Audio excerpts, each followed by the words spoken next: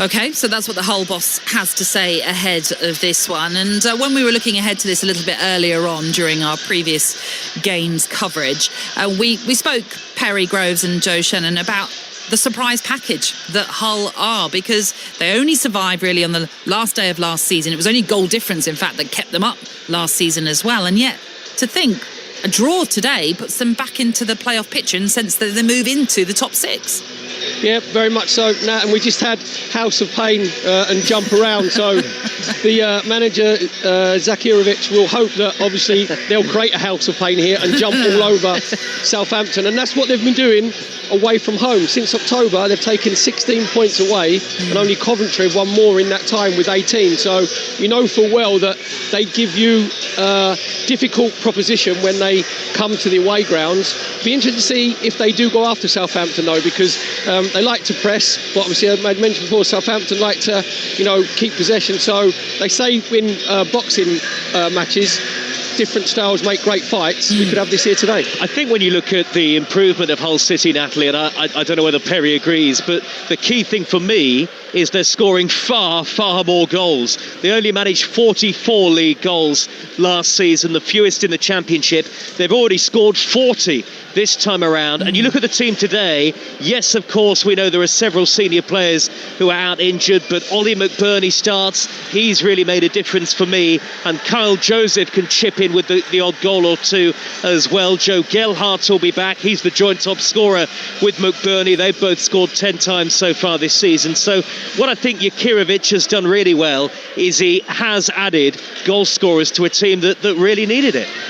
Yeah, and to have someone like the experience of Ollie McBurney, who has been there and done it in various teams across the land, Perry, that's just important. Once more, when we talk about teams that always sometimes tend to go, and maybe I bring in Chelsea into this conversation, in the sense that they always go for young players with the prospect of a healthy future, but you still need experience, and that's what someone like McBurney brings. Yeah, very much so. And obviously with his experience, he brings the know-how of his own position, the know-how of different situations in games, and in the Championship it is very physical, so you need a centre forward that is physical. And with Ollie McBurney, his movement's very good, but he's a massive presence in both boxes. And Joe said there about obviously scoring goals. Hull are a threat from free kicks and corners. He's the main threat, obviously aerially, but then he does his defensive duty. Corners normally goes in and around the sort of near post and gets the first contact. So you're looking as well, he needs to hold the ball up away from home. You've got Miller probably play on the left-hand side of him and Joseph on the right-hand side. So important that those two have really good movement. But as you said there, in the modern day game, you're looking for characters, and Ollie McBurney is certainly one of those. Yeah, very, very much so. Just going back onto the hosts then, Southampton, who got off to a great start under Tonda Eckert. They won 6 of his first 7 games in charge. They now haven't won in their last 6. So what's happened? Why do you think there's been that drop-off, Perry? I think conceding goals, I mentioned before. If you just take the Middlesbrough game in isolation, now obviously they lost 4-0. If you look at that game in the first half, they had 2 massive chances where they could have gone 2-0 up. Downs had a great chance, Fellows had a big chance as well. They didn't take those chances, and in the second half they were absolutely awful. And Tonda Eckert, the manager, actually said so in his post-match press conference, where he said that was unacceptable, where they lost their defensive shape and they started to lose their 50-50 battles. So that's what you have to do when you're in the Championship. It's all very well, being easy on the eye and splitting the centre halves and playing through the lines, but you've got to make sure there's period in games where you're going to come under the cosh basically, and you're going to have to battle. And in those periods, Southampton haven't done that. Yeah, and the amazing thing about this season, Perry, is although Southampton are 15th and 8 points off the playoffs as things stand, it's still very tight. Anything can happen. It feels like it's like that across all the leagues at the moment. Yeah, very much so. I love the Championship. If you look at Sheffield United, obviously Chris Wilder took over and they were in the bottom 3. Then they went on a little run. They're only a point behind Southampton. Southampton will think they can get into the playoffs. They're only a point behind Birmingham City. Obviously, we expect them to go big in the January transfer window. So that's why we love the Championship. And there's always a team that puts a late run in, and there's a team that drops out. And if you look now, Hull have got a fantastic opportunity to get themselves in those playoff positions with Watford getting beat. Very much so. And even just a draw themselves for them today will move them into that 6th position to overtake Watford. It's going to be a cracking game, no doubt, down at St Mary's. Are the teams out now? They are indeed. Right. Well, let's hand it over to you then. Your commentary team then for Southampton against Hull is Perry Groves and Joe Shedden. Thank you, Natalie, and good afternoon to you. Plenty of time left in the Championship promotion race. Is this the day Southampton really kick-start their season? The next 8 days could define their campaign, with this the first of 3 big matches to come, ending with the South Coast Derby at Portsmouth next weekend, live on Talksport 2. Hull City have their own promotion ambitions, of course. Even amid an ongoing injury crisis, they have been one of the big surprises of the Championship season so far. It could be a cracker today at St Mary's, Perry Groves. Yep, very much so. As you said, there are 2 different formations. We think that obviously Southampton will go 3 centre halves or 5 at the back, whichever you look at it, and Hull City look like they're going to go a 4-2-3-1. So you expect Hull to come here and not be passive and make sure they're on the front foot and stop Southampton from playing, because they average 57% possession in the Championship, which is the highest by far. So Hull City will make sure they'll have to try and disrupt Southampton when they're in possession. Well, there's a marching band on the opposite side of the field, getting the crowd going ahead of kick-off here. Southampton with Peretz making his league debut in goal. Harwood, Bellis, Wood and Kouaji the centre-halves. Fellows and Manning the wing-backs. Downs and Yanda in the middle. Azaz, Cienza and Adam Armstrong up front. And for Hull City, Pandor the goalkeeper, Coyle, Egan, Hughes and Famewo, Hadzimetovic and Slater, Joseph, Crooks and Miller behind McBurney up front. Don't forget, Talksport Breakfast is back from 6 o'clock on Monday, looking back on all of the weekend's action with Jeff Stelling and Ali McCoist. Or if you prefer waking up to music on your morning commute, Chris Evans is on Virgin every morning at 6:30. Best way to be across everything is to download our free app, and you can swipe between all of our stations at your leisure. We'll have all the goals as they go in this afternoon around the grounds in the Premier League and in the English Football League, and we continue our run of live commentaries. A trio today with Swansea Birmingham to come later here at St Mary's. Southampton will get us underway in the first half from right to left in the red and white striped shirts, black shorts and white socks, and Hull City in their change kit today of dark shirts with amber stripes, amber shorts and black socks. We have a false start here. Southampton a little eager in the early stages on what is a mild day for recent weather on the south coast. The ball is played back to Manning and the game begins. Manning hammers it upfield towards Taylor Harwood-Bellis, forward straight away into the attack for Southampton, the big centre half, smuggling the ball out to the right hand channel. Finn Azaz will play it backwards. Casper Yanda in the middle of midfield, square to Flynn Downs. Southampton keeps some early possession here on the attack with Harwood-Bellis out wide to the right hand channel. Harwood-Bellis is there yet again. Plenty of touches for him in the opening minutes. Yanda square to Downs, middle of the Hull City half. And it's Southampton hoping for a positive start, Perry Groves, and a first victory today in the league since the 9th of December, they hope. Yep, so they'd be very good here at St Mary's. You see Southampton starting off in possession. And the goalkeeper, Ivor Pandor for Hull City, nearly let it trickle away from him, but was able to recover quite easily, 0-0. That was Famewo there, just no communication whatsoever as the ball just dropped over his head. Famewo's headed it, and he's headed past Pandor.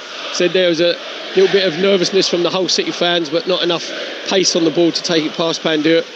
A good crowd here at St Mary's today.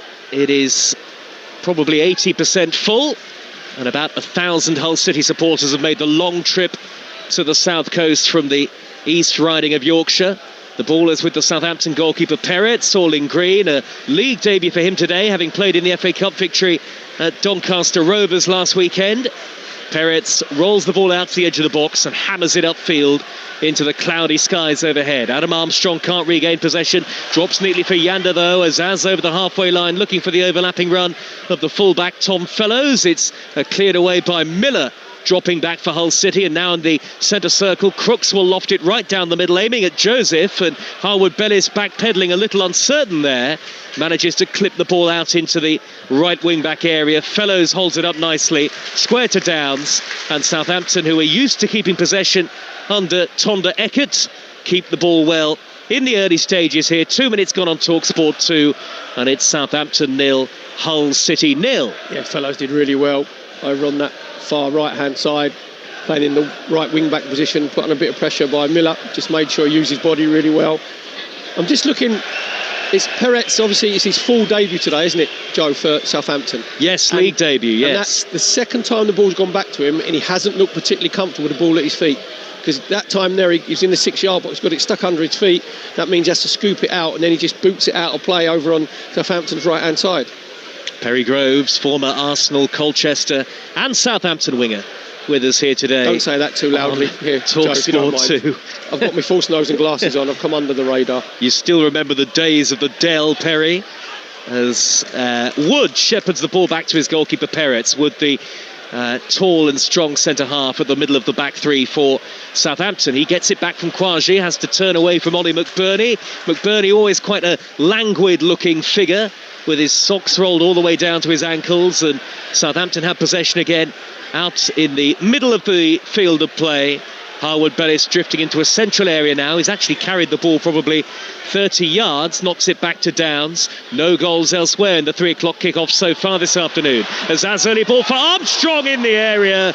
Couldn't get it under control. Had he done so, he would have had a clear shot at goal. In the end, it trickles through to Ivor Pandor. Southampton 0, Hull 0. Yes, really solid play from Adam Armstrong. Brilliant play from Azaz, cutting in from that right-hand side. Just rolls it into Armstrong's path, and all he's got to do is take a touch of his left foot out of his feet, just misses the ball completely, goes all the way through to Pandor. So just maybe a little glimpse there of Adam Armstrong, just a little bit of lack of confidence. Joseph for Hull City, only just outside the playoffs. Hull coming into the game today. Hadzimetovic will tuck it wide to Louis Coyle, the captain. Time to deliver right-footed all the way to the back post. Hadzimetovic to Miller. Miller from the angle tries a cross-come shot, and that's gone well wide. So far wide, in fact, that it's a Southampton throw on the near side of the field, close to the corner flag. Yeah, we just saw the positivity there of Hull City in possession. Obviously, they're playing a flat back four, but Coyle, the captain, was basically in the right wing position. And then you think, can you pick the right pass? And he just whips it across the 6-yard box. McBurney should be attacking that near post, goes over his head. Hull recycle it, just comes out to Miller. He has a shot, and it actually goes out for throw-in on Southampton's left-hand side. Burton Albion 1, Huddersfield 0, the first goal of the afternoon kickoffs around the grounds around the country. This lunchtime we brought you Coventry 2, Leicester 1 on Talksport 2. So Coventry 6 points clear at the top of the Championship after Middlesbrough beat West Brom. Again live on Talksport 2 yesterday. Ipswich hot on the heels of the top two, beating Blackburn by 3-0. And Millwall also very much in the automatic promotion race. 2-0 winners at fellow chasers Watford. Crossed by Joseph into the area, headed away by Fellows for Southampton. Good spell of possession this for Hull City, with the amber-coloured shirts on, as the ball is rolled back to the centre circle. And Egan, we had some advertising music being played over the PA there. That's very unusual. I don't think I've ever had that happen in football before. Crook stinks it into the area, headed down by Miller. Good save, Peretz. Joseph on the rebound, trying to pull it back. Kouaji's in the way to clear. Comes out to the near side, and Charlie Hughes. Hull City threatening in the 6th minute. Coyle delivers across, header away, and it's still 0-0 as Peretz makes an excellent save on his Southampton League debut, Perry. Brilliant save from Peretz, low down to his left-hand side. Really good cross in from Joseph from this right-hand side. Miller coming in from the left, gets a good header back across goal. Looks like it was going to nestle in the bottom corner. Fantastic save from Peretz in Southampton's goal.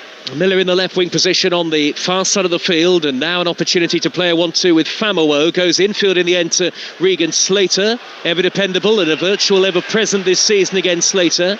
Back to Hadzimetovic. Diminutive but tigerish on the halfway line. Gillingham 0, Newport County 1. Newport starting the day bottom of the Football League, but they lead in Kent by 1-0. Here is Crooks in the centre circle.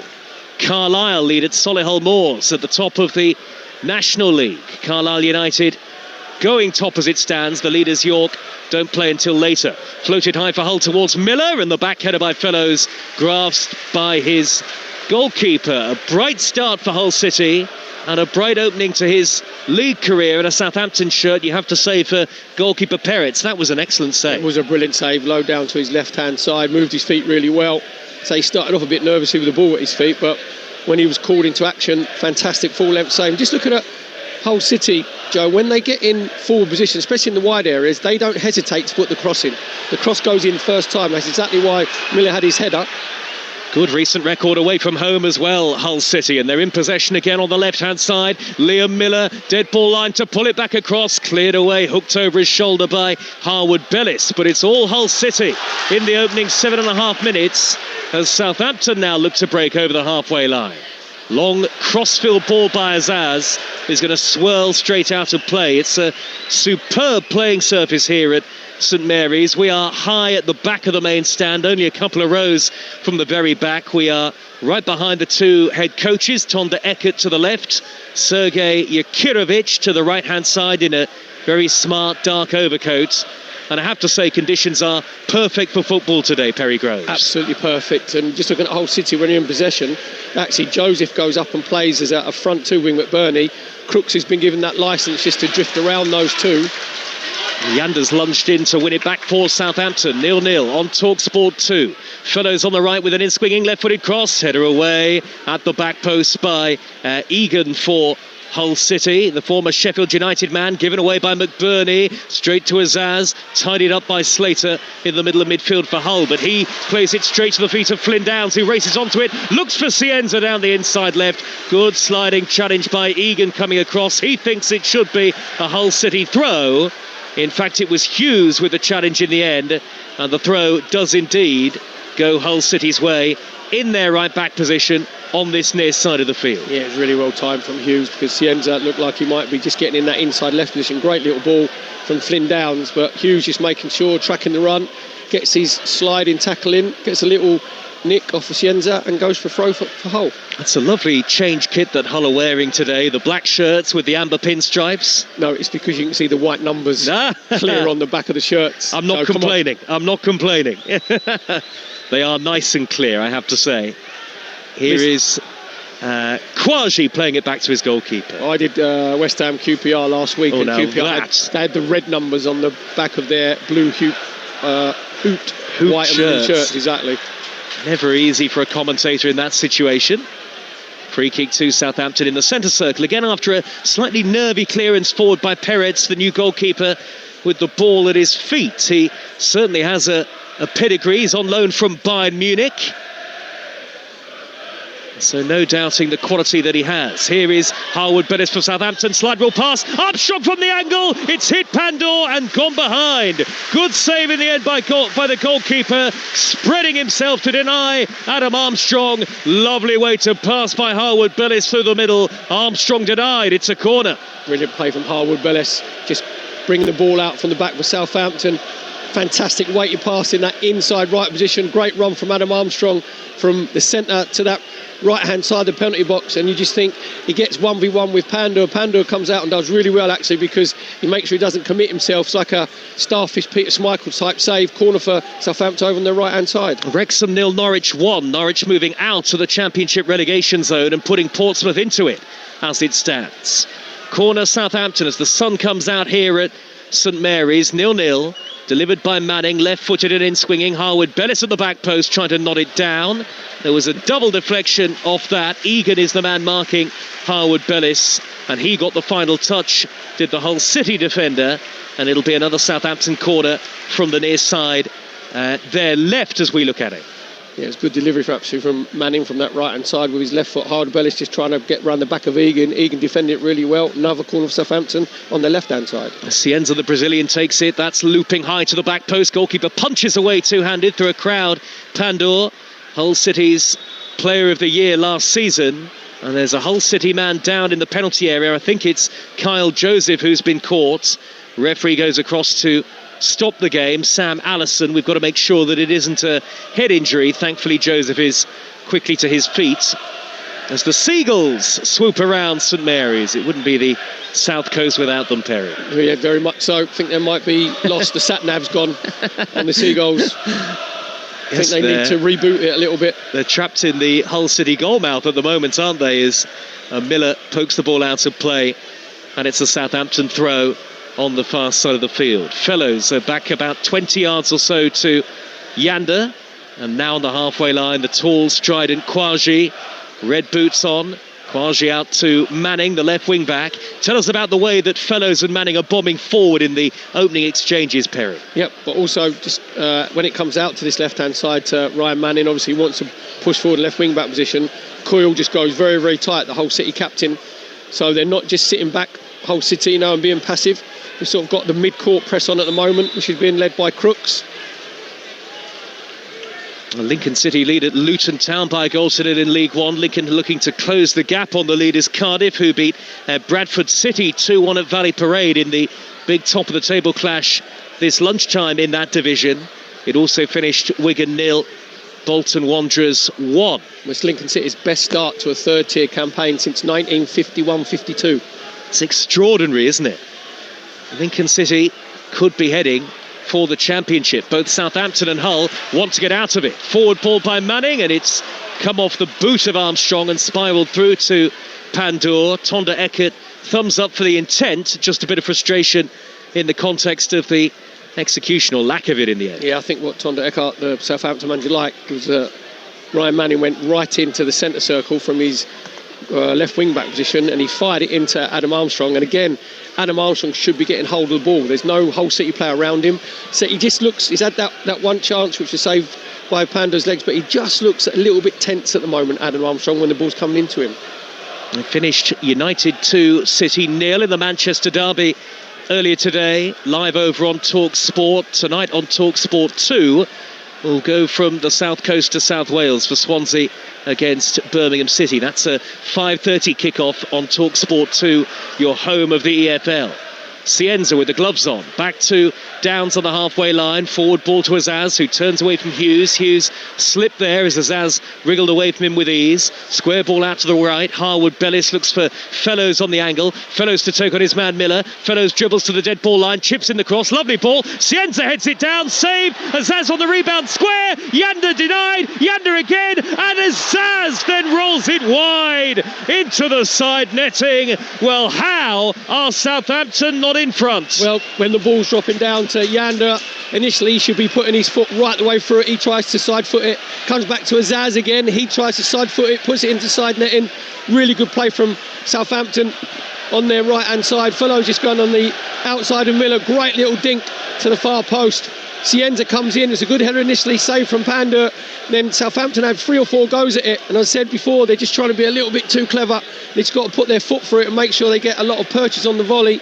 Don't manage to do that, and Hull City get away with one. Beautiful ball in by Fellows in the build-up, and actually good work by Pandur, the goalkeeper. Looking at it again on the monitor in our commentary position here. Hull throwing bodies at the ball, and they just about managed to get it away. Crew 1, Barrow 0 is the latest score. MK Dons lead 1-0 at Accrington Stanley, also in League 2. And it's Stockport 1, Rotherham United 0. High-flying Stockport against Rotherham in the relegation zone.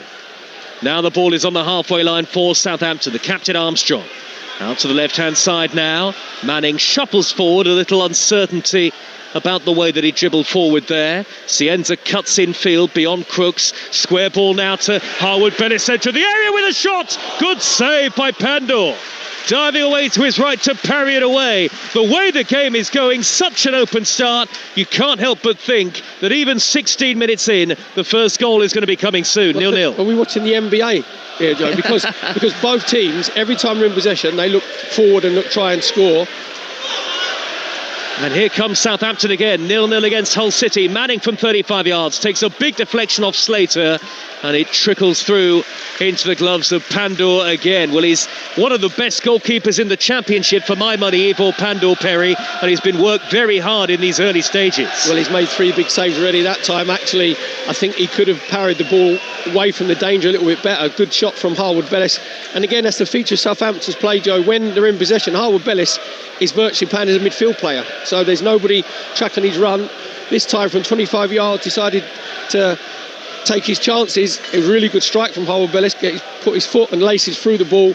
Say Pandur saved it and come back out into the 18-yard box. Armstrong couldn't quite get on the end of it, but I think Pandur's got to be powering that way more laterally. The crowd in front of us were out of their seats ready to celebrate, looking up into the sunshine here on this near side of the field. But it stays Southampton 0, Hull City 0. How about this for a scoreline in the Premier League? Tottenham 0, West Ham United 1. El Sakiko. That's what you said before the game. Thomas Frank will be under huge pressure if it stays like that. But of course, plenty of time to go. Joe, if there's an O, one will go, trust me. Well, let's see. They are 1-0 up, West Ham at Spurs. We are 17 and a half minutes through the afternoon here. Live and exclusive to national radio on Talksport 2. The Monday Night Football in the Premier League is also on the South Coast. Brighton against Bournemouth, live on Talksport next Monday. Also next week, the return of European football to the network. Champions League and Europa League live with us on Tuesday, Wednesday, Thursday.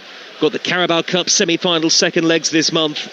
You've got to download our app, really, to be across absolutely everything.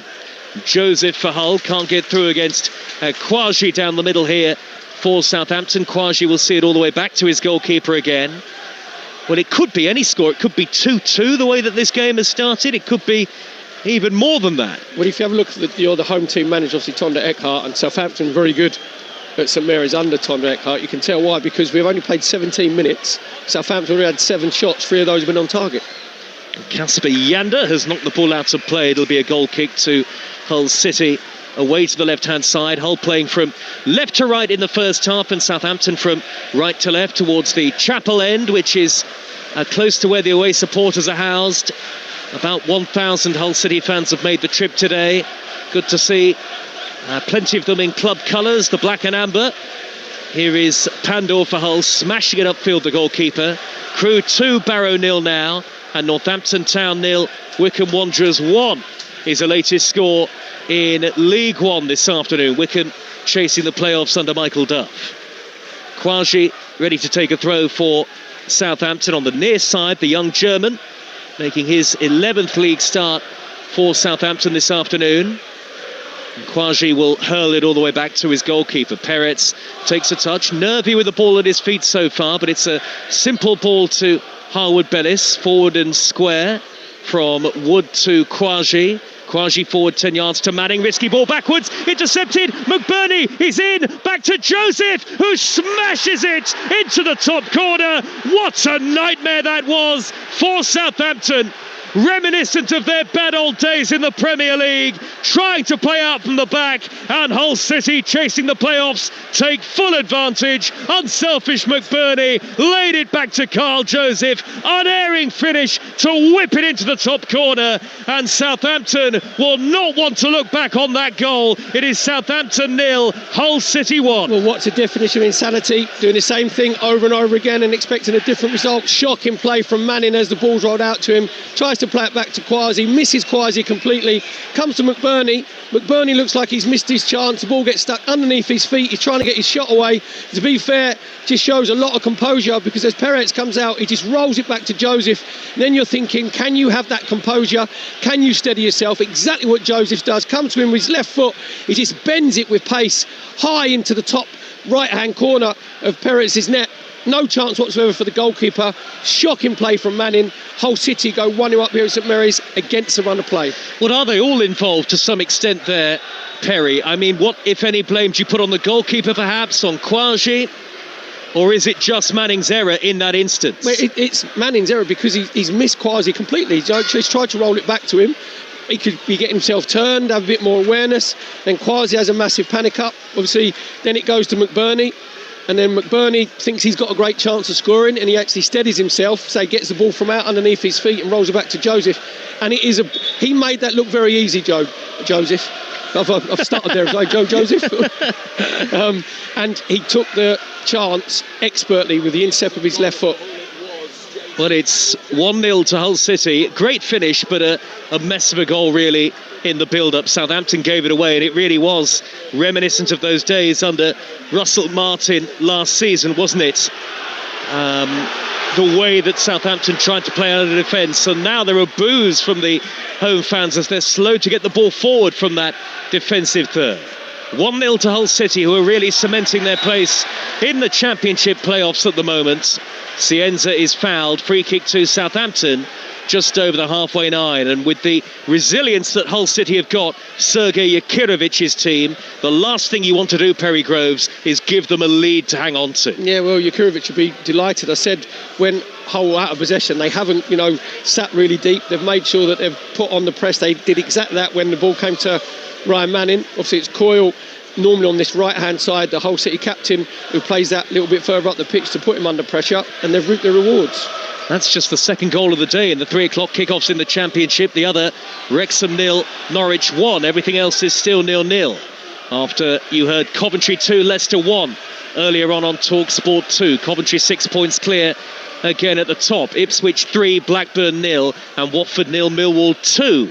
The other full-time scores from the 12:30 kickoffs in the Championship. Luton 0, Lincoln City 2. High-flying Lincoln in League One have doubled their lead at Kenilworth Road.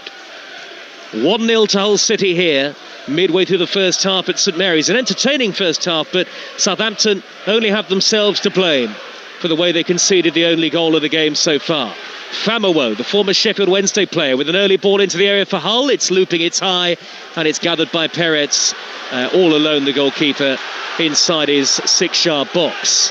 Cienza, middle of the Southampton half, sprints towards the right-hand touchline. Fellow stumbles and somehow manages, while sitting down, to keep the ball in play. Well, he's doing a bit of yoga there, fellows, outside on that right-hand side. Practising his stretches. Bit of downward dog, bit of happy baby. Well, they don't like this, Southampton, the slow build-up play. Eventually they do work it wide out to the far side, and Fellows, right-wing position, taking on Miller. Couple of step-overs into the area. Left-footed shot. Screamer just over the top. I think the goalkeeper would have had it covered anyway, but it was really well struck by Tom Fellows, who's probably been Southampton's best player so far. Yeah, good play from Fellows again, cutting in from that right-hand side onto his left foot. Miller just backs off. Once he gets into the 18-yard box, then it's Fellows who's in control, just gets the ball onto his left foot. He's trying to bend it in Pando's far right-hand corner. Actually gone for the near post. And to be fair to Pando, I think he had it covered, but there's been a good little battle on that right-hand side, Southampton left-hand side for Hull. Miller obviously doesn't want to be forced that far back, but he's got to make sure he engages Fellows a lot higher up the pitch, because, as I said, when Fellows gets in the 18-yard box, then he's in control. Well, they're doing enough, Hull City, at the moment, as they look for a 4th win in 5 away games here today. Peterborough 0, Plymouth 1 is the latest score in League One this afternoon. There'll be a throw to Southampton right in front of the two head coaches. And the Southampton fans, Perry, have not been slow to show their frustration, not happy with the way that they're trying to build up play from the defensive third. We'll get a word from Perry again in just a moment. We're in the 25th minute. Southampton seeking equaliser with Fellows. 25 yards out, rolls it square to Azaz, edge of the D, wide left to Ryan Manning, drills it in low, and it's gone behind for a corner off Coyle. Yep, just coming out to Manning on the edge of the 18-yard box on the left-hand side.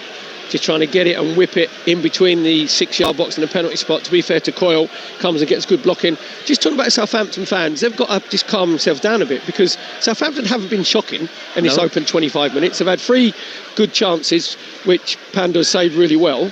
And there might be another here. Cienza's corner, deep to the back post, punched away two-handed by Pandora again. It was right underneath the crossbar, that corner. Hooked back high into the air by Casper Yander to the edge of the penalty area. Header away by McBurney for Hull City. Loose ball has dropped to Cienza, twisting and turning one way and then the other, and winning another corner off Coyle. Big game today in League 2 in the race for automatic promotion. And it's Swindon 0, Salford City 1. So Salford take the lead away at Swindon. That was second against 4th at the start of the day. Unbeaten last 7 league games, Salford. Had won 5 and drawn 2 before today. What an excellent run and they lead at Swindon 1-0. Another corner for Southampton, dinked in by Cienza to the back post, headed down and blocked. Now Harwood-Bellis spinning and turning, and Azaz sees his effort sweeping towards goal, but cleared off the line by Crooks. Now Cienza, right-footed curler, header away this time by Slater in front of the 6-yard area. Loop back in again. McBurney flicks this one clear, and the chances are really piling up for Southampton. They won't believe they're still 1-0 down. Well, just like a scene out of Platoon there, because there's this whole City defenders throwing their bodies in front of the ball. Crooks did brilliantly when it came out to Azaz, just made sure that he's just about 2 yards off the line, gets a good head to it. Corner for Southampton on the left-hand side. Done everything but score, Southampton. 5th corner of the game. Cienza again, right-footed and in swinging right underneath the crossbar again, but Harwood-Bellis can't get to this one. Goalkeeper remaining rooted to his line. Cienza left corner of the area. Little reverse ball, Armstrong back to Azaz. First time shot, that's blocked. Crooks in the way. Now Hull City counter. Dinked over halfway by Crooks towards Miller, but Cienza always the favourite to send it back to his goalkeeper. Oldham 0, Cheltenham 1 is the latest score. Southampton 0, Hull City 1 here on Talksport 2. But the way Southampton are creating chances, Perry, you feel they've got to score sooner rather than later. Yeah, they just need that little bit of composure. They've been very good in the wide areas, especially over on the right-hand side with Fellows, and the 1v1 with Miller. And over the top they go into the penalty area again. A bouncing ball as from the very tight angle in the right wing position nudges it backwards towards Yander. He can't get it under control. It'll be swept clear by Hull City. Foul on the goal scorer Joseph by Harwood-Bellis, and it's a Hull free kick midway inside their own half of the field. I mean, yes, they've got the goal, but this will be uncomfortable viewing at times, I think, for Sergei Yakirovich. The header by Harwood-Bellis from that most recent chance for Southampton actually came back off the base of the post, I think. Yeah, I think actually he should have scored, because from Cienza's delivery, Harwood-Bellis is completely unmarked. Then he heads it down, you said hits the base of the post, then manages to recycle it, just gets the ball out from under his feet, and just rolls it back to Azaz. He gets his shot in again. It's a Hull City defender, gets the body on the line, then comes back out again to Azaz, and it's Crooks who's on the sort of 2 or 3 yards off the post, manages to head it clear. And nearly half an hour gone, and Southampton get a free kick straight away after the ball was hoisted downfield by the Hull City goalkeeper Pandor. And more goals to tell you about in the Premier League. João Pedro has put Chelsea in front 1-0 against Brentford. That's Liam Rossinia's first Premier League game in charge of Chelsea. Chelsea 1, Brentford 0. Equalised for Huddersfield at Burton, it's 1-1. And Barnsley lead Blackpool by a 1-0, also in League One. You're up to date, live and exclusive to National Radio from St Mary's here on Talksport 2. Manning with an intelligent high ball down the middle, cleared away on the stretch by John Egan for Hull City. Out to the right-hand side, Hughes chips it along the touchline and nudged square and infield by McBurney, but Yander is there in front of his man to send it back to goalkeeper Peretz again, almost playing as a sweeper, Peretz here. Old-fashioned sweeper. To be fair, it's been a good reaction actually from Southampton after going 1-0 down. They've dominated possession. Flynn Downs and Yander getting themselves on the ball, just keeping the ball ticking over. And Fellows have been excellent on that right-hand side, cutting in with his left foot, providing crosses and shots. There's Fellows trying to get the momentum up in the attack for Southampton here, build some energy in the final third. They've got it with Downs. Hull City with everybody in the black and amber behind the ball at the moment. Southampton from right to left in the red and white stripes. Ball out on the far side with Fellows again, teases it back to Harwood-Bellis, and they're working very hard here out of possession, Hull City, and Southampton have to go back to halfway. Yeah, it just shows you the job that Miller's doing defensively when they're out of possession and Southampton are in Hull's half. Basically, Hull go to a flat back 5, so Miller comes back into like the left back position because Fellows is pushing so far forward on that right hand side. Fellows darting away on that right again, playing it back to the centre-half Harwood-Bellis, who is an important part in terms of linking the attacks here for Southampton. Back it goes to the Giants central defender Wood. Forward ball to Yander. And it's all quite precise and pretty from Southampton in the middle third of the field, but they are still waiting for that equalising goal, having carved out numerous chances so far. In fact, they could easily be leading this game. They probably should be, Southampton, on the balance of play. Well, if you say, like, Panda's made 4 really good saves in the goal for Hull City. Hull have had 2 shots on target, and they've obviously scored from one of them from Joseph to go 1-0 up. Southampton, it's not as if, when you see some teams have possession and they have possession for possession's sake. Southampton aren't like that from what I've seen today, Joe, because they've got an end product. If it comes in from the right-hand side where Fellows cuts in on his left, or Cienza left-hand side cuts in on his right, Armstrong's had a couple of chances. So we've played just over 31 minutes and Southampton's had 11 shots and 4 on target. So when you see sometimes the ball goes too lateral, Southampton won't like that. You just got to show a bit more quality in the 18-yard box. Manning's early ball in from the left is headed away initially by Hughes and thumped upfield on the volley by Coyle. McBurney wriggling away from Quasi, and that's a free kick to Hull City.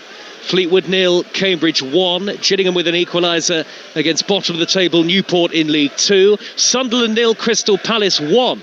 In the week that Oliver Glasner announced that he would leave the club, and Mark Gehi is leaving the club.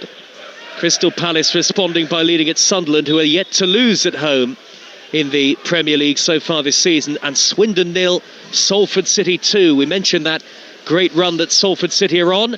They lead 2-0 in that top of the table clash in League 2. Swindon have never beaten Salford City at home in the Football League.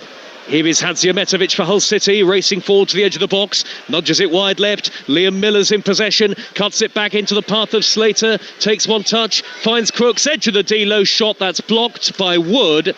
It'll be a corner to Hull City, who still lead 1-0. Barrow with a goal back at Crewe, but they trail by 2-1, and you are up to date around the grounds around the country. Yeah, Hadzimetovic will just walk over and take the corner for Hull. Over on the left-hand side, I had to get his name in once just to get my confidence up. Just do it. It's like when you did it very well. When you get the ball, just pass it, get it back. Just build your confidence up. Let's hope he's got a good delivery in swinging from the left with his right foot. Here he comes, the Bosnian, whipping it high into the penalty area. Hughes heads it in. 2-0. Hughes at the back post, leaping highest above his marker, Nathan Wood. And the header had enough power and direction behind it to beat Peretz, the goalkeeper. 2 attacks, 2 goals for Hull City. How critical is that? Southampton 0, Hull City 2. Ruthless from Hull City. We said about Hadzimetovic. Could he have the delivery, the quality from the left-hand side with his right foot? Yes, he can. In with his right foot, just stands it up at the far post. And Hughes just totally dominates his marker. 6 yards out, just make sure that he gets his head onto the ball first. It's a really soft goal from Southampton's point of view. Brilliantly worked from Hull City's point of view, but shocking defending from Southampton. Just a very simple header in the end from Hughes at the far post. That's just all about desire. That's just all about making sure that you get your head to the ball before the opposition. Exactly what Hughes did there. Very poor from Southampton. Ruthless efficiency from Hull City. And the response from these Southampton fans is a pretty emphatic one. You're not fit to wear the shirt, sing the Saints fans here at St Mary's. 2-0 down to Hull City, 35 minutes in, and a palpable discord and disconnect between the supporters and the players, whether it's right or wrong, Perry Groves. Well, I said before the game, I read Tonda Eckhart's managerial notes in the programme. He was saying about that we have been unbeaten since he's taken over. Before this game here, they'd won 4, drawn 2, and he talked about everybody being in it together. Doesn't feel like that at the moment. Harwood Bellis heads the ball clear from the right. Crooks in an offside position, so 2-0 to Hull City. Sunderland 1, Crystal Palace 1. Enzo Lefebvre for Sunderland. They were not behind for long, but real problems here for Tonda Eckert, who's taken off his jacket. He's got his long sleeve polo neck on, and quite clearly this is a concerning run of form for Southampton that at the moment looks set to continue. They'll be 7 without a league win if it stays like this, and against a team as resilient as Hull City, Perry, who have improved their defensive record in recent weeks, it's going to be tough to come back. Well, you can just tell how well organised Hull City are without of the ball. We said about Miller dropping back into that left back position to make the flat back 5, then basically go into like a 5-4-1 shape, leave McBurney up front, but when they're in possession they commit players forward. Cienza, edge of the penalty area, through here to Azaz. The low shot is wide, and I was expecting the flag to go up. It didn't go up. I don't know whether Sam Addison, the referee, was expecting that the bright yellow flag would be waving on the far side as well, but it didn't from the assistant referee. as far as we know, adjudged to have been onside, and he should have done better. Yeah, he was looking at the replay. He's obviously in an offside position by about half a yard, but if there's no VAR, the assistant on the far side kept his flag down. Brilliant play from Cienzic, rolling it into Hazard. And we said again about that quality in the final third in the 18-yard box. If Hazard has more sort of confidence in himself and more conviction, worst ways out is you make him pounder and make a save, and he just snap hooks it with his right foot, misses the target completely. Hull City swarming forward again. Miller's into the penalty area now. The angle against him, pulls it across. Cleared away by Kouaji. Drops now to Famewo. Good 40 yards out. 10-yard ball forward to Miller, down by the edge of the penalty area. Can't wriggle between two in red and white, and it should be cleared away here by Southampton. Fellows is under pressure, but he wriggles away from Miller and darts infield. He's easily been Southampton's brightest player so far. Ball up to the halfway line, and Manning fouled by Coyle. Free kick Southampton. Might be a yellow card for the captain here. It is. Louis Coyle is the first man booked. A goal back for Luton against Lincoln, but they trail 2-1. Swindon 1, Salford City 2 is also a latest score.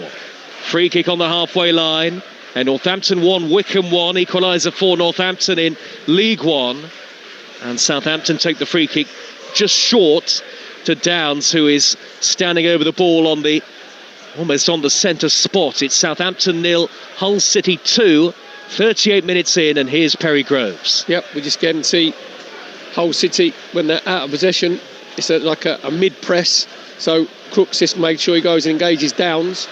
A good turn by Yander away on the right-hand side. Yander thinks about an early cross. Maybe it should have come, because Miller is back, and the Canadian with a neat back heel, the former Liverpool youth player Liam Miller, to smuggle the ball away from danger, at least for now. Yeah, he's done his defensive duties very well. Obviously he's a forward player, but he's done his defensive job for Hull City out of possession, playing basically as a left back up against Fellows. Football's unbelievable when you think about it, Joe. We've watched the game, right, and Hull City are 2-0 up, and they've been very efficient. They've been very clinical in their finishing with Joseph and Hughes. The Southampton fans have started booing, and Southampton actually played quite well in this first half, just haven't taken their chances. You're not fit to wear the shirt, was the I think they're singing chant. that to me, to be honest. It goes back to the 90s, Joe. Former Saints winger Perry Groves, as the referee penalises Azaz for a late challenge on Famewo, but there's not going to be a yellow card for Finn Azaz. Free kick to Hull City, away towards the far side of the field as we look at it, about 10-15 yards in from the left. Goalkeeper Pandor, all in bright lime green, is going to slow it down. 6 minutes of the first half to go. Around the grounds, around the country, in the 3 o'clock kickoffs in the Premier League, Chelsea 1, Brentford 0, Sunderland 1, Crystal Palace 1, Spurs 0, West Ham 1. Everything else is still 0-0. Give you the championship scores again in a moment, as Manning is fouled again by Coyle. Free kick Southampton. 2-0 to Hull City here, and Wrexham have got an equaliser at home to Norwich City, so it's 1-1. Everything else in the championship at 3 o'clock is still 0-0. Into League One, where there have been goals: Barnsley 1, Blackpool 0, Burton 1, Huddersfield 1, Luton 1, Lincoln 2, Northampton 1, Wickham 1, Peterborough 0, Plymouth 1, Stockport 1, Rotherham 0. And I'll give you the latest from League Two now as well. Terrible clearance by Perrett, the goalkeeper. It's gone straight out of play. Accrington 0, MK Dons 1, Crewe 3, Barrow 1, Fleetwood 0, Cambridge 1, Gillingham 1, Newport 1, Oldham 0, Cheltenham 1, and Swindon 1, Salford 2. You're up to date in the Premier League and the EFL.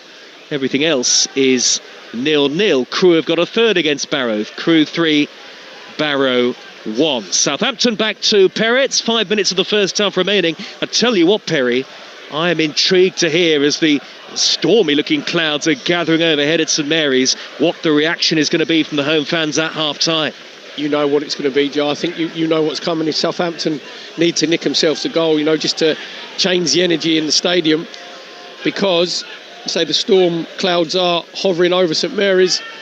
All it needs is a little gush of wind and they could break out, and you could have a proper maelstrom here, because as I said, Southampton have actually played not too bad, just haven't been ruthless. The difference in the two teams, Joe, is Hull City have been better without the ball. Hull City have been better defensively, where they've put their bodies on the line, they've won their 50-50s, just had that little bit more desire, whereas obviously Southampton are very aesthetic and easy on the eye, but they haven't taken their chances.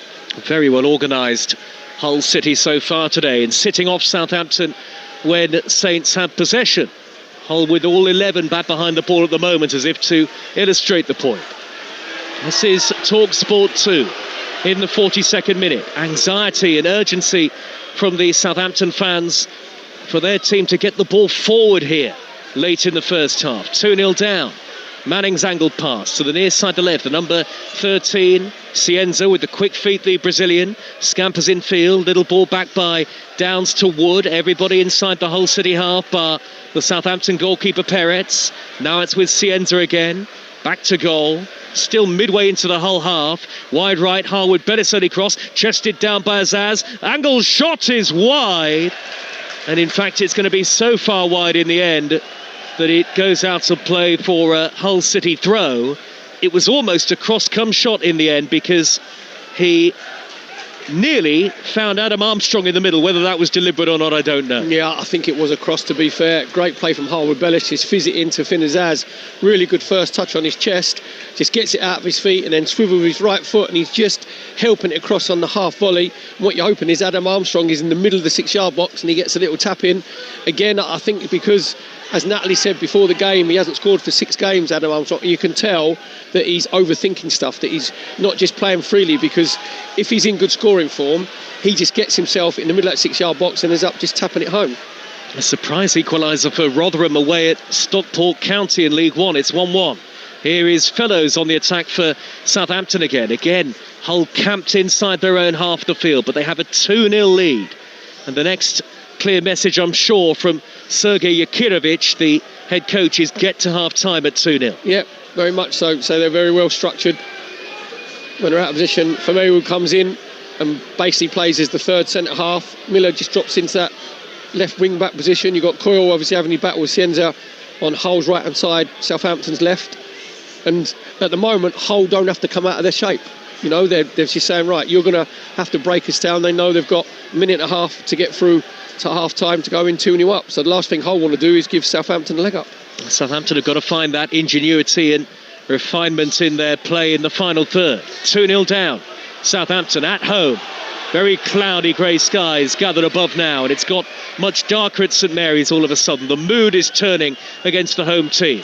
Fellows, neat 1-2 with Azaz, and he pulls it back, Azaz, towards the edge of the penalty area, hooked away up into the air by Crooks. McBurney can't bring it down. Southampton win it back. Neat into play. Azaz to Cienza, 25 yards out, wriggling through a couple of shirts, and he's played it back here to Downs. Downs now to Manning, edge of the D. Manning pokes it forward. Downs in a very tight area, trying to spin and turn. No way through beyond the very resolute back line of Hull City, who are now on the counter-attack. Liam Miller raiding down the left-hand side. Coyle is busting a gut to get forward in the penalty area in support. Miller's wriggled his way into the box, goes down. Nothing given by the referee. No penalty kick. Sam Allison, big decision, and he doesn't give it. And then Hughes lunges in with a challenge on Cienza, which Southampton are not happy about. In the end, I don't think either team ultimately, Perry, are going to get what they want. Well, I think Sam Allison, referee, was very, very close to innocent. Brilliant play from Liam Miller, just carrying the ball down that left-hand side. Downs comes to try and engage him, and as Miller just cuts back in on his right foot into the 18-yard box, Downs looks like he has a little tug at him, and then just comes to go across him. And you have to say, I think it's a really good decision from Sam Allison, because Miller's looking for the penalty. Downs knows exactly what he's going to do, because then he just puts his arms up in the air to say, no, I'm not going to give you the chance to get the penalty. Miller goes off over a little bit too easy. They're just having a little conflab amongst themselves now, Miller and Downs are saying, mate, you haven't fooled me there. I knew exactly what he's going to do. And the referee, Sam Allison, I think he got that spot on. He gave himself a bit of time, Joe, didn't he? It looked like he was giving himself time to give the penalty, and he looked at it and he thought, no, not enough contact, no penalty. Also, I think credit the positioning of the referee, who was in the right place.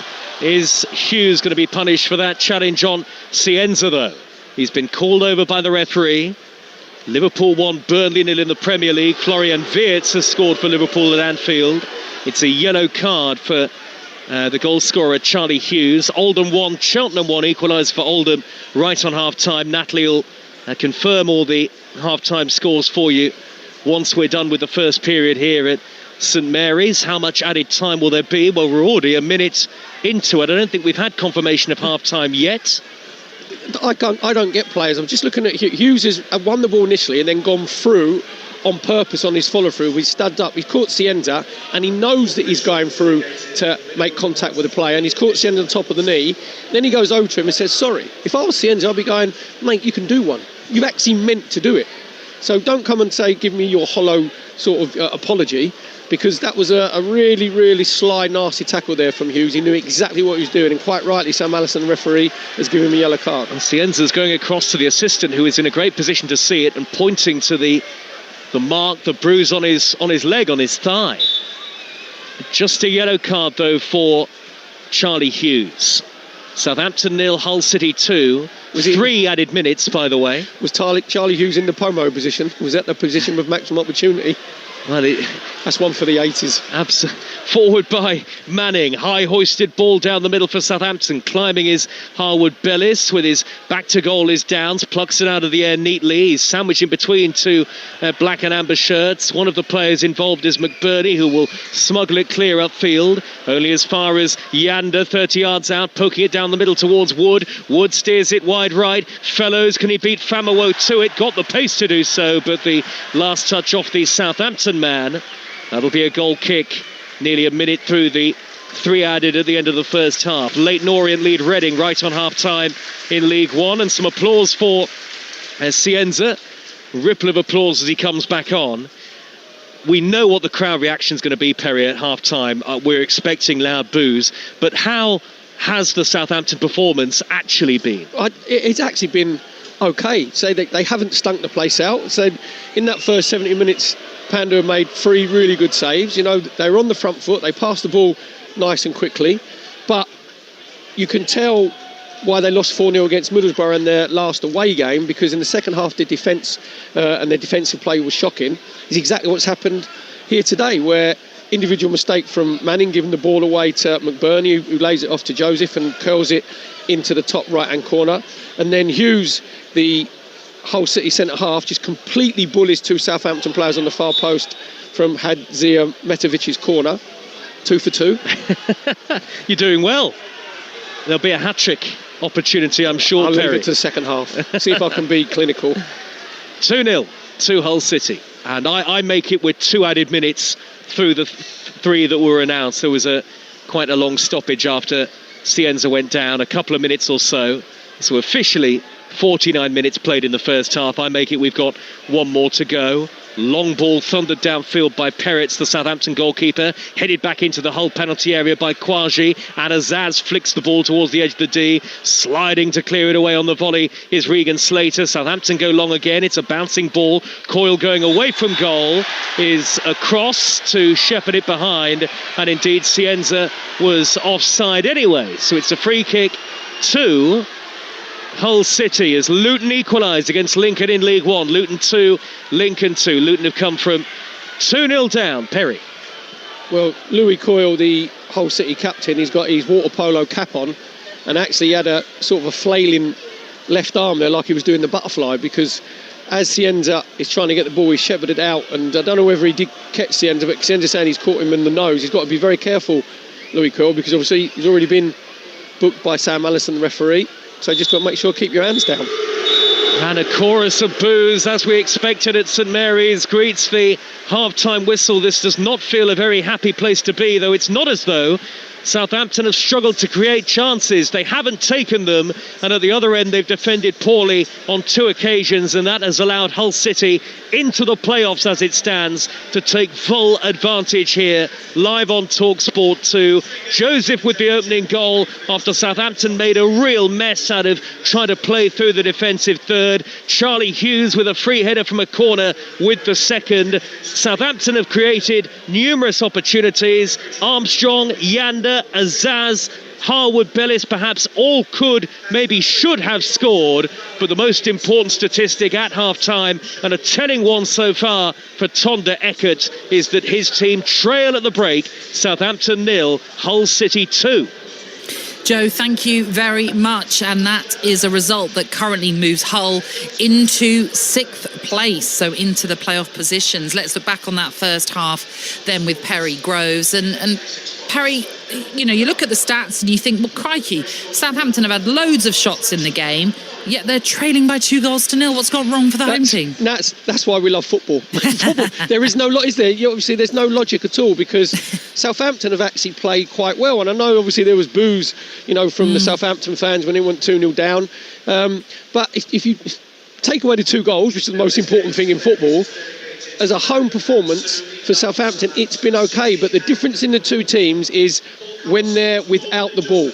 Hull City are far better structurally set up defensively. They win the 50-50s, they put their bodies on the line, and Southampton don't do that. When they're out of possession, obviously they're very good in possession. I think they've had 71% possession here this afternoon, but they don't do the horrible stuff. We said before the game, didn't we, Nat, when they played Middlesbrough away, where they were shocking in the second half, and that's exactly what's happened when they're out of possession. They just lose concentration, and they don't do the really sort of the hard yards which Hull City are prepared to do. And it doesn't then help as well for Southampton when they give away a goal like they did with that first one for Carl Joseph. Yeah, very much. Again, it's obviously trying to play out from the back, and you just have to say it's Ryan Manning. He's got to hold his hands up because the ball comes to him. He tries to roll it back to Kwasi, misses him completely. He actually plays it into Ollie McBurney. McBurney thinks he's got a great chance, but he gets the ball stuck underneath his feet.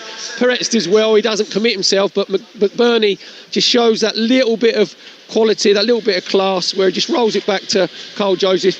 And he actually made that finish look really easy. That, trust me, it wasn't easy, because when it come to his left foot, when he's 2 yards inside the 18-yard box on the right-hand side, he's actually bent it with pace with the instep of his left foot into the top far right-hand corner.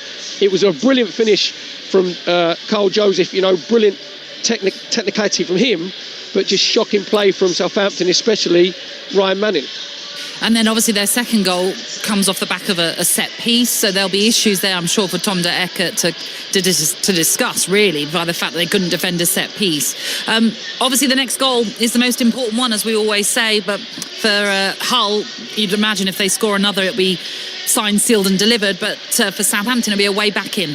Yeah, the next goal is vitally important, because Southampton needs some momentum. It would be interesting to see Tonda Eckert, the Southampton manager, if he makes any change at half-time. We've got Ross Stewart on the bench, gives you a bit of physicality in the 18-yard box. You've got Cameron Archer, who can give you the movement, because you flagged it up before the game about Adam Armstrong.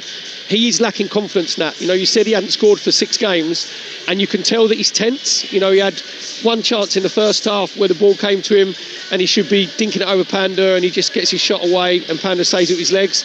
And there's been 2 other instances where the ball's been whipped across 6-yard box, and if he's fully confident and not overthinking stuff, he gets himself in between the posts, and he has a couple of tap-ins where he's just been sort of on his heels. So Tonda Eckhart's got a lot to do. From the other side of it, Hull City, it'll just be carrying as we are, because they're very good defensively. They go 5-4-1 when they're out of possession, and they've got Ollie McBurney who can hold it up, and they're brave when they're in possession. You know, they do commit players forward, especially in the wide areas. So this is going to be, it was an intriguing first half. You know, you say football, that's why we love football, because it's unstricted drama, and Hull City have been stoic in their defensive duties, and they've been unbelievably clinical when they've had the chance. OK, Perry, for now, thank you very much. It looks good, certainly on paper, for Hull, that they are 2-0 up at Southampton. Result currently that moves them into 6th spot. Let's look ahead to tonight's Premier League action, shall we, with the 5:30 kickoff, and it's Forest who are hosting Arsenal. We're joined now by the Talksport reporter Chris Hull to look ahead to the game. Chris, good afternoon to you. And after today's earlier result in the Manchester derby, what announcement is being made there, I wonder? It's so positive for Arsenal going into this game already. Yeah, good afternoon to you, Natalie, and such an opportune moment, of course, for the PA to do a test. But as you rightly say, Arsenal are in fine form, still fighting on four fronts, and with 2 cup wins in a week, if Arsenal can gun down Forest on the banks of the Trent this evening, Mikel Arteta's side will extend their lead at the top of the Premier League to a whopping 9 points following City stumbling at Old Trafford this lunchtime. For Sean Dyche's Forest, they're looking to put behind them that Wrexham FA Cup loss and build on victory at West Ham last time out in the Premier League. At the start of the day, Forest, as you know, Natalie, had a 7-point cushion on West Ham and the bottom 3, but of course we know, I think I'm still right in saying, Natalie, that West Ham are leading at Spurs 1-0. That is right, indeed. So that, of course, cuts the advantage that Forest have currently. So they'll be looking to try and get what they can out of this game today, which, of course, will not be easy, as you've pointed out, the form that Arsenal are in. Nottingham Forest themselves, they're not in great form. What has happened to them?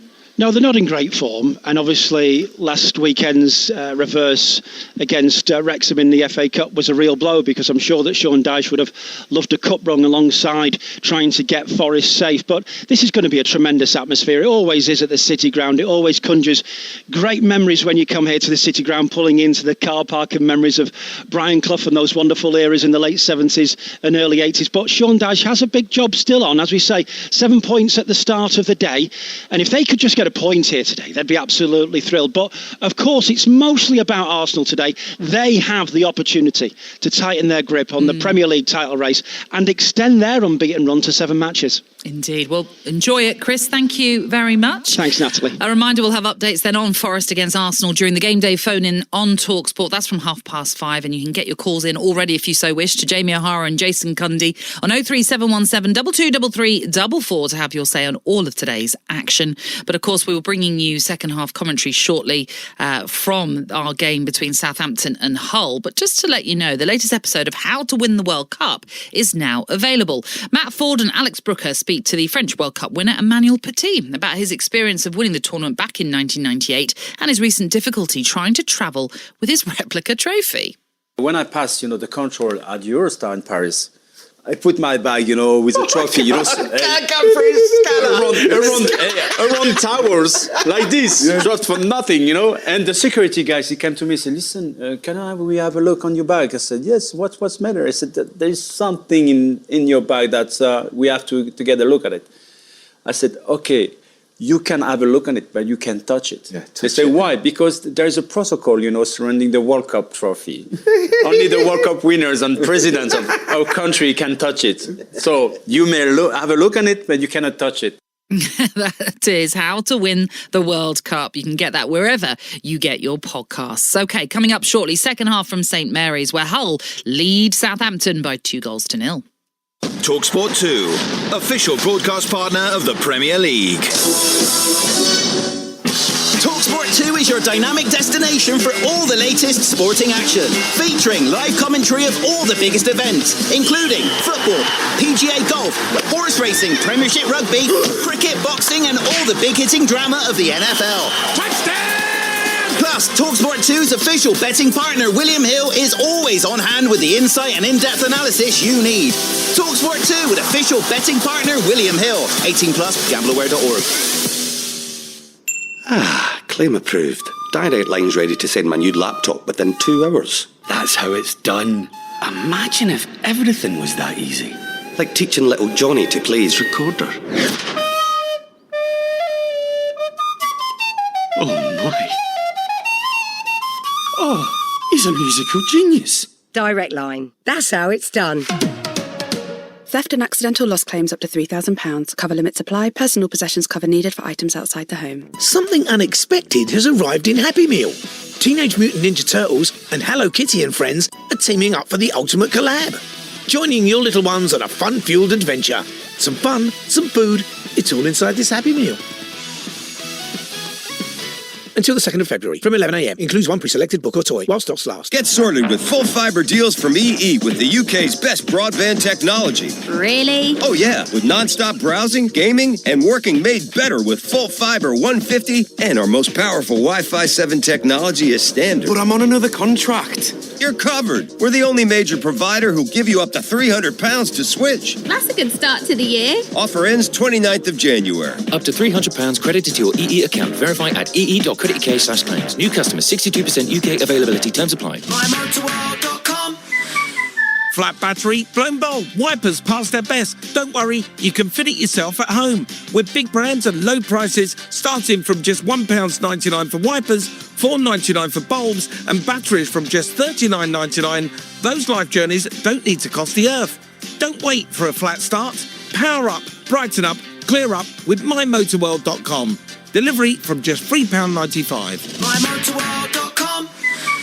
You probably didn't know my dad, Robert, but when he was alive, he made a will and left a gift to Macmillan Cancer Support. It means that in many ways he still lives on. The advisor, helping a patient over the phone on Macmillan's support line. Dad made that happen. The nurse, advising a mastectomy patient on what to wear to her son's wedding. That was also because of him. Almost a third of Macmillan's vital services are funded by gifts and wills from people just like my dad and you. So search Macmillan Legacy today and help them do whatever it takes. It's the last chance to get yourself a ticket for tonight's Lotto draw. It could be you. Lotto from the National Lottery. Rules and procedures apply. Players must be 18 or over. No-nonsense sports coverage. Oh, he's going all the way! This is Talksport 2. This is game day. Half-time classifieds. Smart speaker. You're listening to Talksport 2, the home of the EFL. Live on Talksport 2. You're listening to Talksport 2, the home of the EFL. I'm Natalie Sawyer, and let's get your half-time classified scores, shall we? Let's start with the Premier League. Premier League. In the early kick-off, Manchester United beat Manchester City by 2-0. At the break, it's Chelsea 1, Brentford 0, Leeds 0, Fulham 0, Liverpool 1, Burnley 0, Sunderland 1, Crystal Palace 1, Tottenham 0, West Ham 1. Into the Championship. Sky Bet Championship. In the early kickoffs, Coventry beat Leicester 2-1, Ipswich were 3-0 winners over Blackburn, and Millwall won 2-0 at Watford. At the break, it's 0-0 between Charlton and Sheffield United, as it is between Oxford and Bristol City, Preston Derby 2, and also Sheffield Wednesday and Portsmouth. Hull are 2-0 up in our live game at Southampton. It's 0-0 between Stoke and QPR, and Wrexham Norwich is 1-1. Sky Bet League One. Cardiff were 2-1 winners at Bradford. Bolton won 1-0 at Wigan. It's 0-0 between AFC Wimbledon and Doncaster. Barnsley lead Blackpool by 1-0. Burton 1, Huddersfield 1, Exeter 0, Stevenage 0, Leyton Orient 1, Reading 0, Luton 2, Lincoln 2, Mansfield 0, Port Vale 0, Northampton 1, Wycombe 1, Peterborough 0, Plymouth 1, Stockport 1, Rotherham 1. Sky Bet League 2.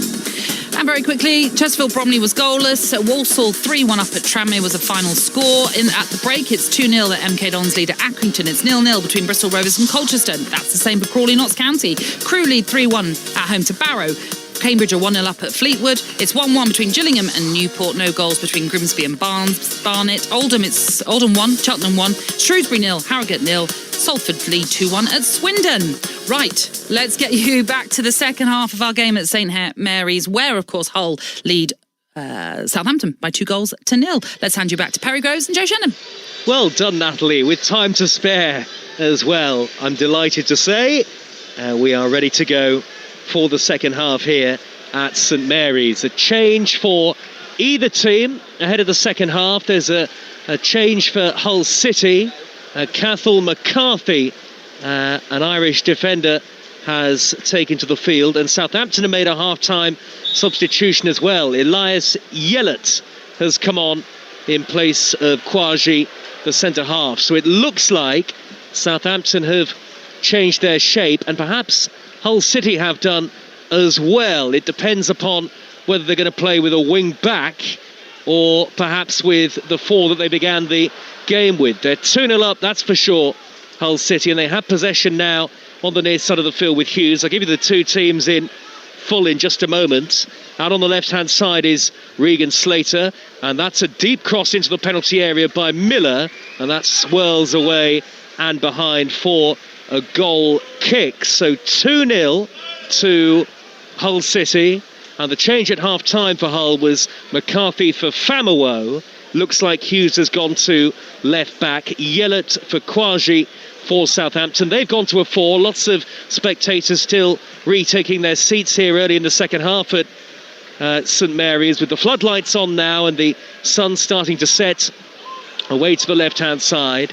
Southampton clip the ball back to goalkeeper Peretz. He hammers it high downfield. They have a back 4 now, Southampton, of Yellett, Harwood-Billis, Wood and Manning. Downs and Yanda holding. Cienza in possession now. Azaz and Fellows in support of Adam Armstrong up front. It's a 4-2-3-1. Cienza infield from the left-hand side, blocked off by Crooks. Tackle was firm but fair, and Crooks now plays a neat 1-2 with McBurney as Hull City counter over the halfway line. A third Hull goal would surely make the game safe and really cement their place in the playoffs. Crooks gone backwards to McCarthy. 2-0 to Hull City, and here's Perry Groves. Yep, look at Southampton. The Yellow will come on this right-hand side in the flat back 4. Obviously Manning on the left-hand side, and from Hull City, they'll go into a flat back 4 when they're in possession. So Hughes will come out and play in the left back position. When they're out of possession, Miller will drop back and they'll have a flat back 5. It's Miller's pullback, sent skywards by Harwood-Bellis, drops to Miller on the rebound. He got the initial header in, cleared away by Yellett, who started in the FA Cup last weekend, and good play by Fellows to sprint, wriggle away from the challenge of Joseph and start a counter-attack for Southampton. He's got the pace and the energy, his Fellows, that Southampton really need. From left to right in the second half in their red and white striped shirts, black shorts and white socks. Hull City in the black shirts with amber pinstripes, amber shorts and black socks, and Hull playing from right to left towards the chapel end in the second half, which is nearest where their fans are located. I'll give you the whole team in full in just a moment. 2.5 minutes into the second half. Southampton desperate for a route back into the game. The half-time whistle greeted with a chorus of boos. Good cross, Cienza, and Armstrong heads it wide. He should have scored, edge of the 6-yard box. Good cross from Cienza on that left-hand side, just getting onto his left foot, just whipping it across the 6-yard box. Hughes as well, because they said there Armstrong looks like he's got a free header, but Hughes does really well. He just gives him a little nudge in his back and maybe just knocks him underneath the ball a little bit. But we just saw there from Hull City's point of view, out of that possession they go very narrow with their centre-halves, McCarthy, Egan and Hughes.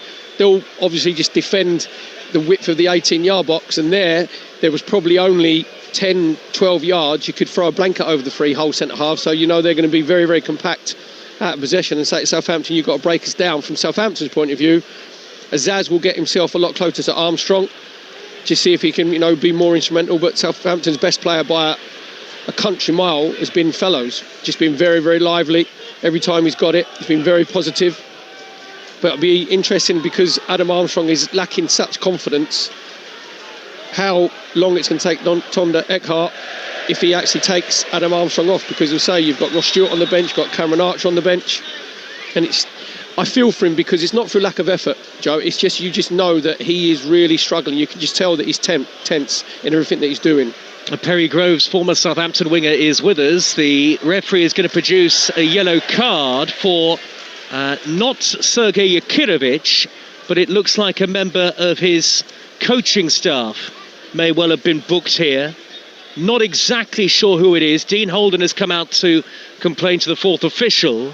I'm not sure whether it's Holden who's been booked, but either way, Hull out of possession at the moment with Southampton surging forward, cleared away by Coyle. The whole team, Pandor in goal, with Coyle, McCarthy, Egan, Hughes and Miller in a back 5 when they're not in possession. Slater, Crooks, Joseph and Hadzimetovic in support of McBurney up front. It's Hull City with a 2-0 lead, still waiting for the first goals of the second half around the grounds around the country in the 3 o'clock kickoffs, and the first of those has come at Exeter, who lead Stevenage by a 0-0. Exeter, who last week were hammered 10-1 by Manchester City in the FA Cup. Yellett from 25 yards, wide right for Southampton, and it's a chance for Fellows to whip it across left-footed, only half away, and Armstrong left-footed from the edge of the penalty area, catches the ball on the half volley but slices it wide left-footed. 2 chances in 2 minutes for Adam Armstrong and Southampton. Yeah, I think he needs to chalk his boot because he just sliced that one completely.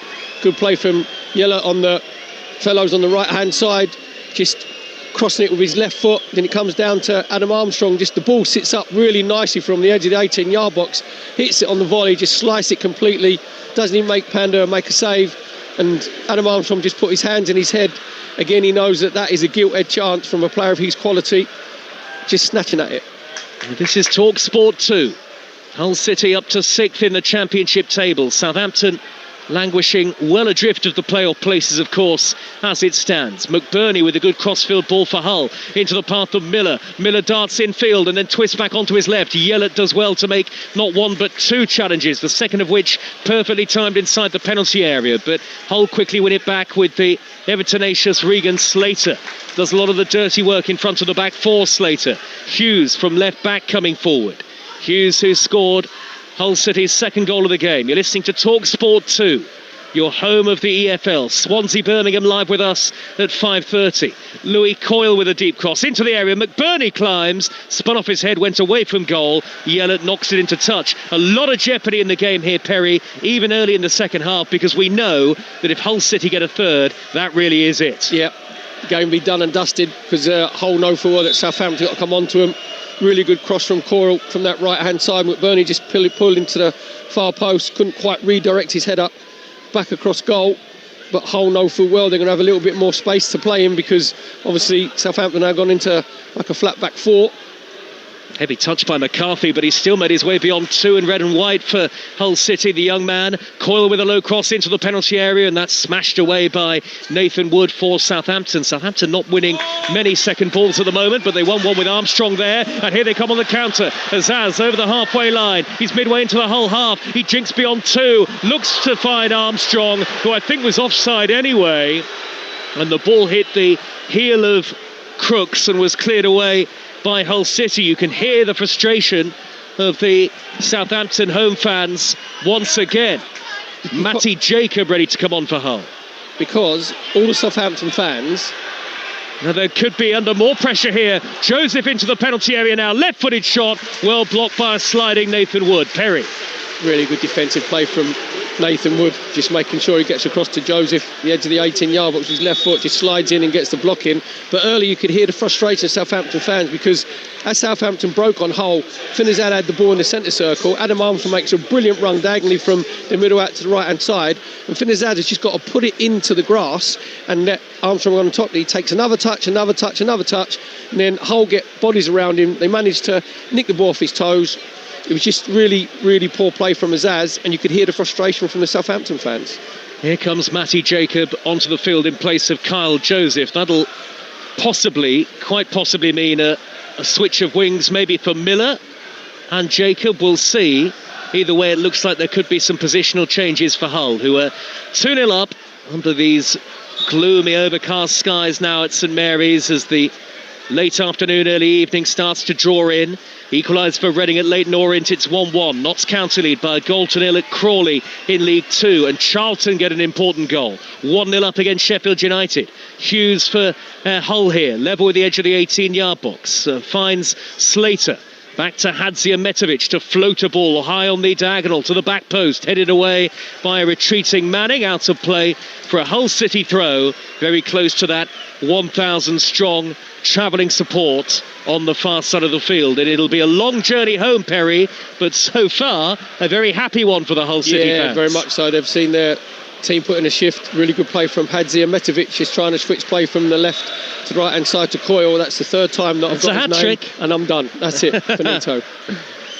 But the Hull City fans, obviously 1,000 of them, said it's going to take them probably till tomorrow morning to get home.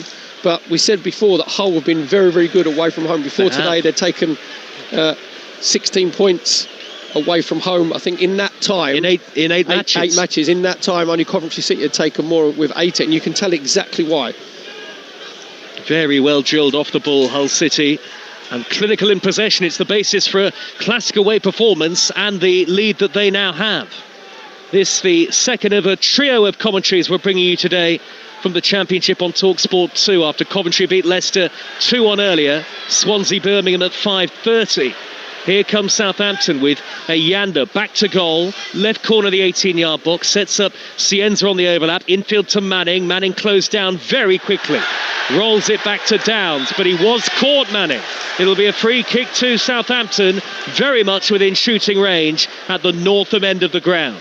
Yeah, just a really, really sloppy bit of play there from Crooks, because it comes to Ryan Manning, he's not really going anywhere. Crooks just gets a little bit too eager, gets close to him, ends up just sort of running into him and flattening him.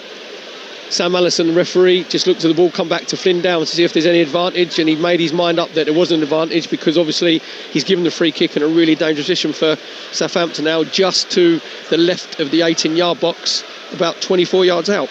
Well, is it set up for the right foot of Cienza here, Perry, or the left boot of Ryan Manning, who we know is a threat from these sort of situations? Yeah, Cienza looks like he's the one who's going to pull rank, because he's just put the ball on the lighter of the lines that goes across the pitch, so it's exactly 24 yards out. Cienza just takes a couple of steps back. 5 in the wall for Hull City, who lead by 2-0. We're in the 57th minute. Grimsby 1, Barnet 0 is the latest score. Now, will it be Manning or will it be Cienza here from distance for Southampton? Cienza with a right-footed curler over the wall and gathered by Pandor. He went goalkeeper's side in the end, and that's very easy for Hull City's number 1 to claim. Yeah, that was just like picking apples off a tree there for Pandor. Just Cienza hoping that the goalkeeper's going to gamble and go to his right-hand side. Goalkeeper stays on the goalkeeper's position, so not enough pace on it. Just an easy catch for the Hull City goalkeeper. You have to say, he's been very impressive, Joe. You know, when you're playing away from home, we said about how good Hull are defensively. You still need your goalkeeper, obviously, to make big saves at important times, and he made 3 in that first 17 minutes to keep the score at 0-0. Ever present in the league this season, Pandor, he swept the board at the club's Player of the Year awards last season. The Seagulls are sweeping around St Mary's again. Was it a Pandor's box that he got as a... Maybe. By the way, I did get your Charles Hughes reference in the first half. Young. I promise. You're too young, Joe, too young. The architect of the long ball. Here is Cienza, left wing position midway inside Hull City territory. Forward by Manning. Good interception by Coyle. They are so good, Hull City, at getting men behind the ball when they're out of possession. I can't see Southampton scoring at the moment as we head towards the hour mark. Here come Hull on the counter. Hadzimetovic. This is Talksport 2, home of the EFL. Wide left to Miller. Miller with an in-swinging right-footed cross. Diving header away by Taylor Harwood-Bellis of Southampton. Stockport back in front at home to Rotherham United. Burton lead Huddersfield by 2-1. Here is Jacob down the left for Hull City. Bundles over Yellert. That's got to be a foul on Elias Yellert, the Dane. And it is. It's a free kick to Southampton in their right-back position. Can you see your old club getting back into the game, Perry? I'm just looking... Tonda Eckhart, there's been no inspiration. We're coming up to nearly an hour played now, coming up to 59th minute. So then the manager has to do something. The manager has to do something in the forward areas. It's not as if he hasn't got any choices, say with Ross Stewart and Cameron Archer. From Hull City's point of view, Miller will be delighted that Jacob has come on, because Jacob will just go into that sort of left-back position when they're out of position, and that enables Miller to go a little bit more central, and he doesn't have to do as many defensive duties. And Nigel Clough's in for Mansfield, lead by a 0-0 against Port Vale in League One. Vale rooted to the bottom of the table. Here is Fellows for Southampton, deep inside Hull City territory, tries a cross, blocked by Jacob, who does well to prevent the corner. Miller then takes a swing at it and misses his kick, and swung right through that. Southampton have got it back, playing from left to right in the second half. A crossfield ball by Wood, arcing to the far side, nodded down by Cienza. Manning hits it on the half volley. That was a little bit of invention from Southampton, and Manning gets a corner off McCarthy. Yeah, really good play from Harwood-Bellis initially. Just switching play from the inside right position over to that left-hand side to Cienza. Great little cushioned header into Manning, who's coming on the underlap from that left-back position. Got his left foot volley away, blocked at near post, corner for Southampton over the left-hand side. And they've been whipped right underneath the crossbar from Cienza's in-swinging right foot so far. This one the same, headed away by Hughes in front of his goalkeeper for Hull City. Hull, who have found some defensive form of late, 4 clean sheets in their last 7 matches in all competitions. Not bad for a team who've conceded 38 times this season in the league. And they'll need that discipline in the remaining half an hour of the game here on Talksport 2. 2-0 up Hull City. Fellows, they're in the playoffs at the moment, the visitors. Fellows can't get around Hughes, and I think it's another corner to Southampton. Here comes Ryan Manning to take it in front of the home end, the northern end of the ground. Yeah, if there's one player who has looked like he could spark this Southampton team and ignite the crowd, it's actually been Fellows playing on this right-hand side. Just tried to go on the outside of Jacob. Jacob gets his foot in. Little deflection, corner for Southampton on their right-hand side to be in-swung by Ryan Manning. Last season so chastening for Southampton. The promotion challenge this season hasn't materialised as yet. They've got a massive game away at Portsmouth, the South Coast Derby next weekend, live and exclusive to national radio on Talksport 2. Manning will take the corner here as they look for a route back into the game. Well claimed by Pandor.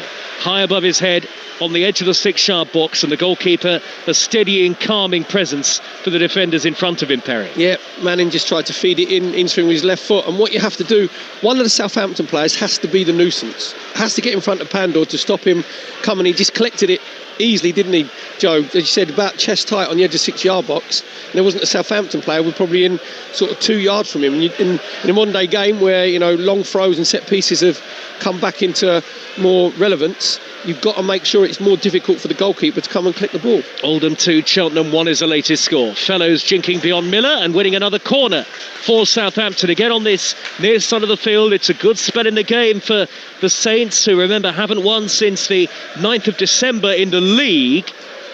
But you can't help but feel that they need something to get the crowd going in a positive light. They need to try and take advantage of this busy passage of play. Well, I'm just looking, obviously Manning's going to take the corner again. You need Adam Armstrong to go in front of Pandor to stop him actually coming to claim the ball. Delivered in by Manning, left-footed and in, swinging into the 6-yard box. Little back heel by Yellert. Nobody can get there in a red and white shirt, and it's gathered well by Pandor inside his 6-yard box. A brilliant delivery from Ryan Manning.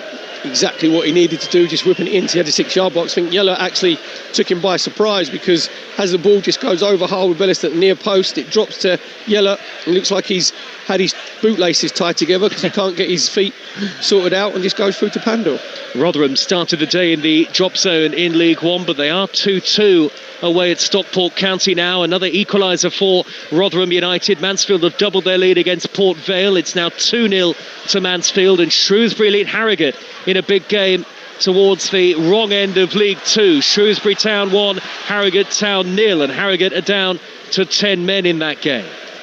The ball is back with Matty Jacob in the left-back position for Hull City, who are popping the ball about nicely when they are on the ball. Hughes with a neat crossfield pass out to the right-hand side, and Coyle, who surges over the halfway line into a central position. It's a brilliant run here by Louis Coyle, right to the edge of the box. Deflected shot goes wide when it was nearly a stunning solo goal from the Hull City captain. Hull born and bred. Well, we're really close to the Solent here, Joe, and that was like the parting of the Red Sea, because when Coyle picked the ball up in the right back position on the halfway line, Southampton just backed off. No one went to engage him. In the end, he got to the edge of the 18-yard box. Just thought, right, I'll keep going. Got it onto his left foot. In the end, I think it was Wood come to close him down, and Harwood Bellis putting their bodies on the line there. Little deflection, corner for Hull City over on their right-hand side. Big goal in the Championship relegation battle. Bottom of the table, Sheffield Wednesday 0, Portsmouth 1. Here's the latest score. Pompey out of the drop zone. Corner for Hull, in by Slater, headed away at the near post by Harwood Bellis. Burnley with an equaliser at Liverpool in the Premier League. Marcus Edwards has scored.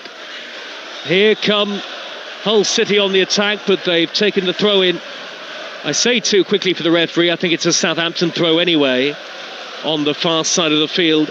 The Southampton left. There's still life in this game for Southampton. 20 minutes into the second half. Jay Robinson is stripped and ready to come on this near side, as is Ross Stewart. So we're going to see a double change for the Saints in just a few moments, Perry. Yep, a couple of forwards coming on for Southampton. You know what Ross Stewart gives you? Say, the Loch Ness Drogba. Gives you that little bit of physicality, bit of strength up front. And Robinson, obviously we were hoping for the movement and that little bit of pace to try and get him behind Hull's back five. Excellent jinking run by Liam Miller into Southampton territory, cuts back in field into a central area, sprays the ball towards the right, but it's well retrieved by Cienza for Southampton. Northampton 1, Wickham 2. Wickham back in front at Sixfields in League One. Fellows for Southampton scampers over the halfway line at good pace, good close control. The ball sticks to his feet like glue. He's worked it wide to Cienza. Southampton looking for a route back into the game here. Cienza into the area as Zaz tried to cut it back. In the way is Egan, and a double deflection on that. Referee's given a goal kick in the end. Sam Addison, once again, no way through for Southampton. In fact, if you had a blueprint of how to play against Southampton at St Mary's, this would probably be it. Yeah, very much so. You have to be disciplined. Really good defensive play from Egan. Just making sure he's defending that near post area. Cienza just releasing Azaz, trying to get the ball across 6-yard box. But that's what Hull City have been doing all day today. He's putting their bodies on the line. Well, Perry, there's bemusement here because Tom Fellows is being replaced. I must admit, right, I don't get that. Because Tom Fellows has been Southampton's best player by a country mile. He's the only one who's been looked to ignite. I don't know why would a manager put yourself under that much pressure? Surely he's watching what we're watching. You can hear the Southampton fans. You don't know what you're doing. And I have to say, I've stuck up for his team in the first half because I thought they played okay. That is absolutely ridiculous. Well, he's gone off Fellows, as has Azaz, Robinson and Stewart, the two to come on. But the crowd venting their fury towards the home manager, Tonda Eckert, and we see this a lot, don't we, these days, Perry? More so than I think we used to. Crowds will turn on managers, head coaches in the blink of an eye, and they're not shy about making their feelings heard either. There's real pressure now on Tonda Eckert. Yeah, but keep the pressure off yourself. And surely he's talking to his coaching staff and he's saying, right, I've got to make some changes here. I know he's leading Adam Armstrong because he's the captain and their top scorer, but you know that he is struggling with confidence. There's one player who had confidence in this whole game, Southampton, is Tom Fellows. And if I was him as a player, I'd be knocking on his door. Honestly, if they're in tomorrow for a warm or whatever, and say, why have you just brought me off? Jacob for Hull into the penalty area, plays it back, Hadzimetovic with a shot, well charged down by Harwood Bellis. And Hull City trying to wrap the match up here. Into the final quarter we go, live on Talksport 2. Low ball in by Miller, sent skywards by Harwood Bellis into that ever darkening sky above us. It's a Hull City throw on the near side. The Monday Night Football on Talksport, by the way, is Brighton against Bournemouth. And then we've got a midweek full of European football for you. Tuesday, Wednesday and Thursday. So don't forget to download the TalkSport app, and then you can swipe between all of our stations as and when you need to. Leyton Orient 2, Reading 1 is the latest score in League One. Orient are in front at Brisbane Road. Just looking at Southampton, obviously Robinson will come on this right-hand side, wide right. Stewart will go up front with Armstrong. Cienza go on that left-hand side, so basically it's a front four for Southampton. Yander wins it back off Slater. Rare error from Slater. Middle of his own half. Cienza takes over. Cienza into a central position. He's a long way from goal here, the Brazilian. Plays it forward to Manning. Manning with a low shot. An ambitious effort. Dragged well wide. And the boos return to St Mary's. There were a lot of unhappy faces in this Southampton home crowd. And Perry, I just wonder, do you think what they saw last season, the amount of suffering they had to go through, just a single home league win all year last year, do you think that's carried over to this season in terms of the atmosphere? There's a bit of support of PTSD, is that what you're saying? Well, I think they are frustrated at having had, 18 months of this? Yeah, but I think, say, first half, Southampton were very, very good. Just Ryan Manning there, I think that just encapsulated Southampton form in this second half, because Ryan Manning had the ball in the inside left position. Do you know what? He didn't look like he knew what he wanted to do. He didn't know like he had any picture in his head. Azaz is on the outside of him, and Cienza's on the outside of him. All he's got to do is just roll it to him. Just roll it to Cienza. He goes 1v1, and then he thinks, well, I'll better shoot, and he's a bit half-hearted shot, doesn't really put his full body weight through it, not really any conviction with what he was doing. You could hear the disappointment of Southampton fans. Spurs 1, West Ham 1. Christian Romero with an equaliser for Tottenham at the Tottenham Hotspur Stadium in a vital game at the lower portion of the Premier League table. Robinson for Southampton, right wing area, gets away from Miller, left-footed in, squeaking cross, chipped into the penalty area, header away by Hughes through a crowd. Hull still defending stoutly here with 20 minutes to go. Cienza with a curling effort. Stewart is there up in front of the defender to turn it home inside the 6-yard box, and the substitute has given Southampton a route back into the game. Ross Stewart off the bench. Southampton 1, Hull City 2. Joe, they're not substitutes anymore, they're impactors. That's exactly what you want your substitute to have, is that impact. Exactly what he's done. Brilliant play from Cienza on the left-hand side, just cats in with his right foot, just gets a lovely little bent cross in with his right foot, and that's where you want your centre forward, right in the middle of the 6-yard box. Ross Stewart just slides in, gets in front of Pandur, gets a big right leg to it, just puts it in the back of the net. You can hear now you've got the positivity and the hope now has come back into this stadium here at St Mary's. Southampton are back in the game. It's Southampton 1, Hull City 2. Yes, and the deficit is halved. Sunderland 2, Crystal Palace 1. Brian Brobby has put Sunderland in front for the first time today. Swindon 1, Salford 3 in that big game at the top end of League 2. A third for Mansfield against bottom of the table Port Vale in League 1. Hull into the penalty area with Jacob. Loses out to Yander, and they will clear it away here. Southampton. Swansea against Birmingham at 5:30 is our third live commentary of the day on Talksport 2. Southampton 1, Hull City 2. And is there some hope for the Saints? Cienza in the centre circle, works it wide to Harwood-Bellis. Further forward on the near side is Robinson. Robinson darts in field, finds Flynn down, square ball to Casper Yander. Out on the left is Manning.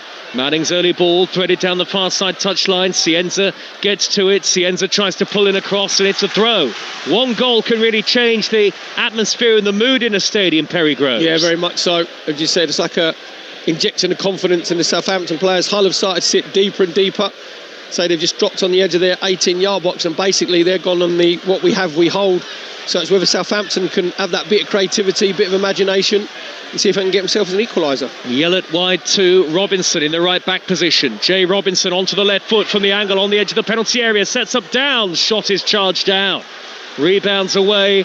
Wood reacts before McBurney. McBurney a bit slow there. Ball pumped high into the box by Harwood-Bellis. Way overhit.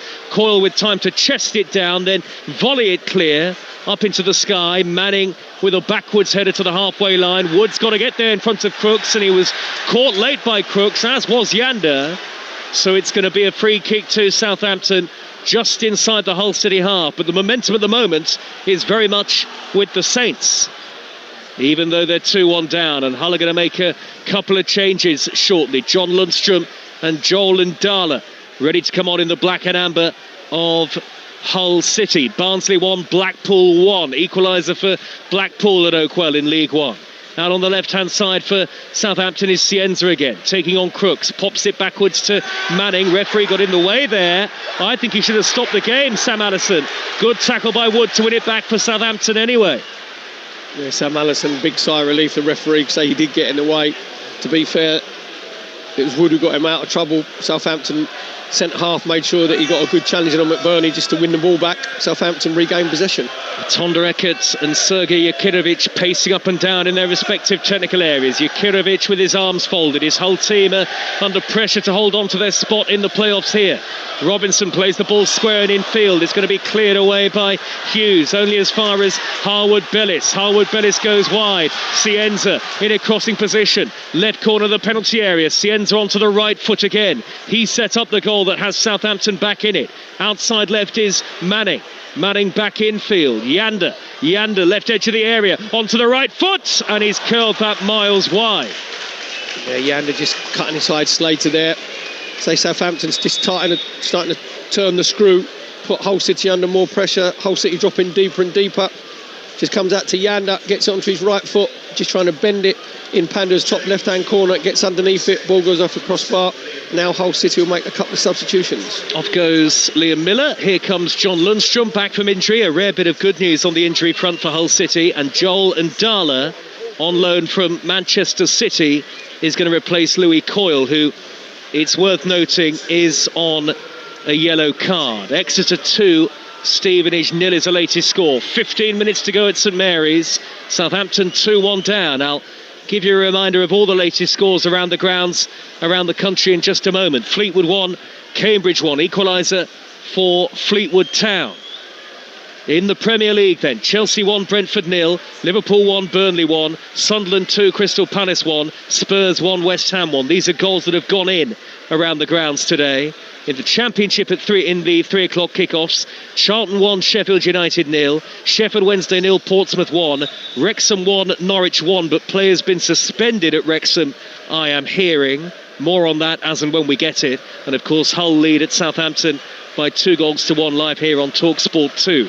League One for you in just a moment. Header away by Harwood Bellis to the halfway line for Southampton, and again a thunderous header over halfway. Little flick by Cienza, drops down to McCarthy, and Hull City have the ball back again. McCarthy scoops it forward, but they don't look a threat at all on the counter any longer. Hull in the game, Perry. They're just hanging on to a 2-1 lead. Yeah, very much so. We just see now that Slater has gone from midfield over to that right back position in the flat back five. Lundstrom will come in, give him a little bit more physicality in the midfield area.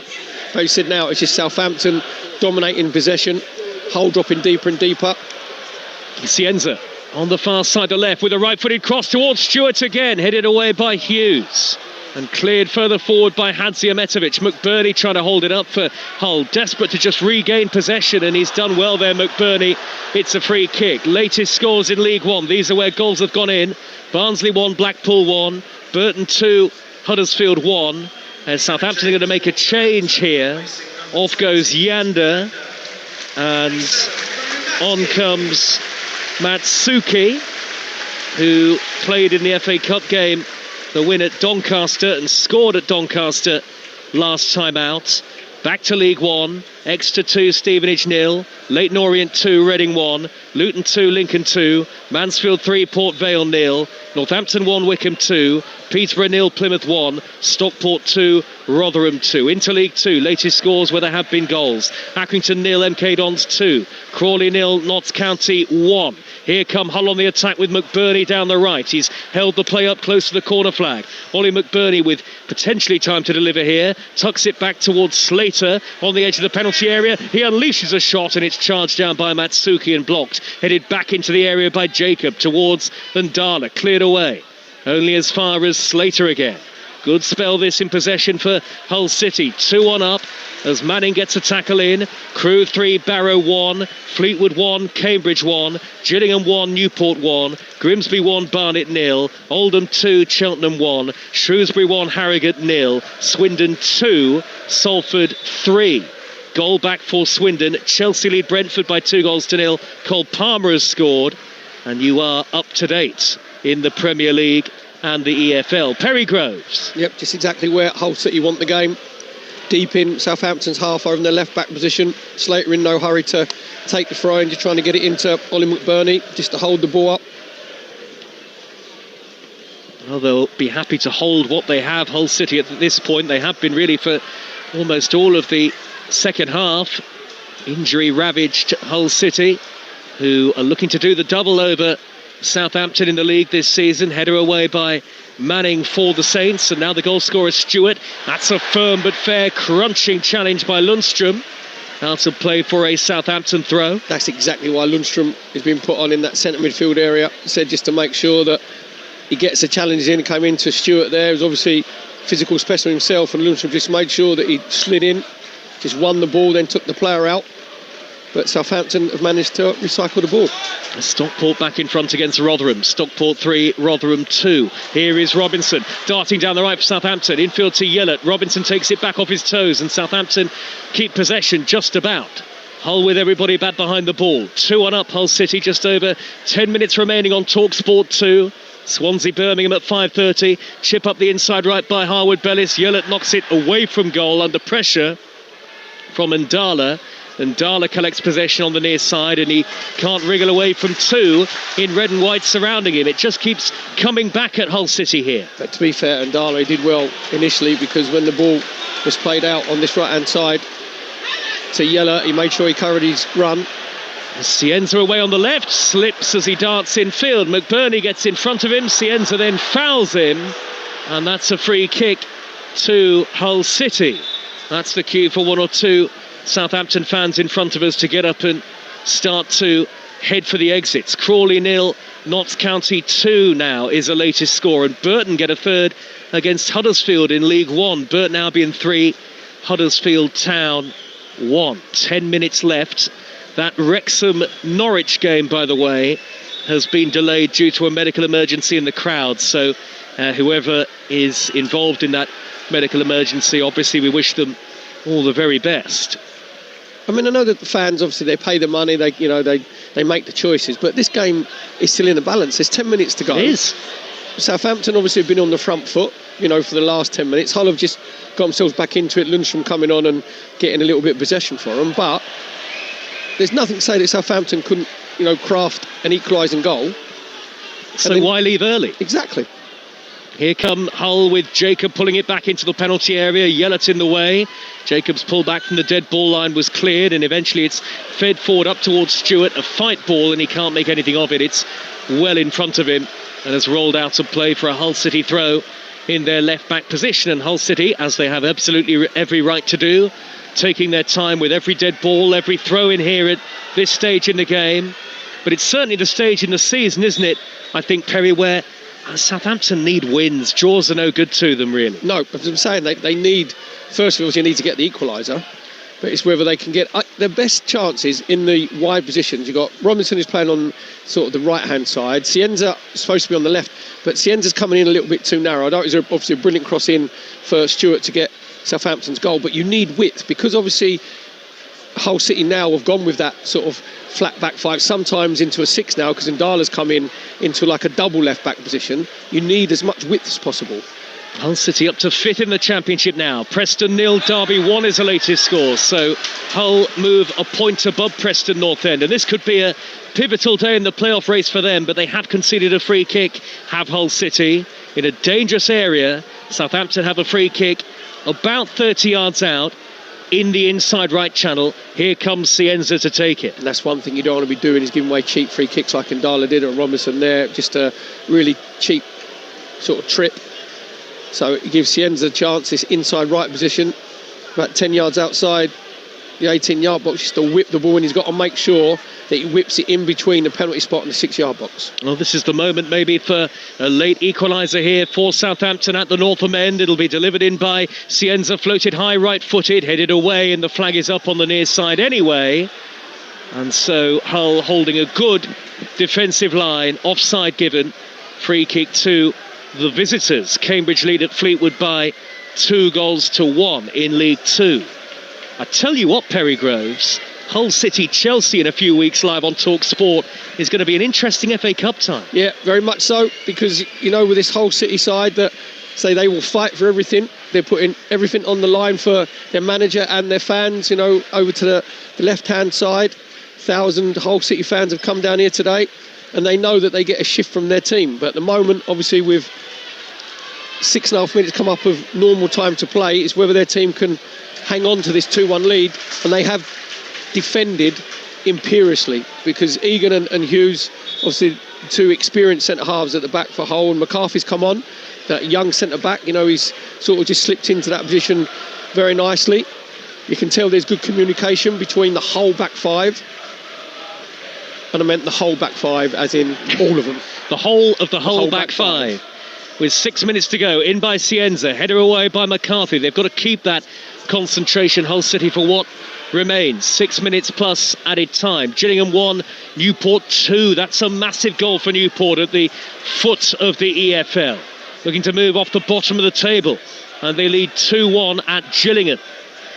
Gillingham 1, Newport 2.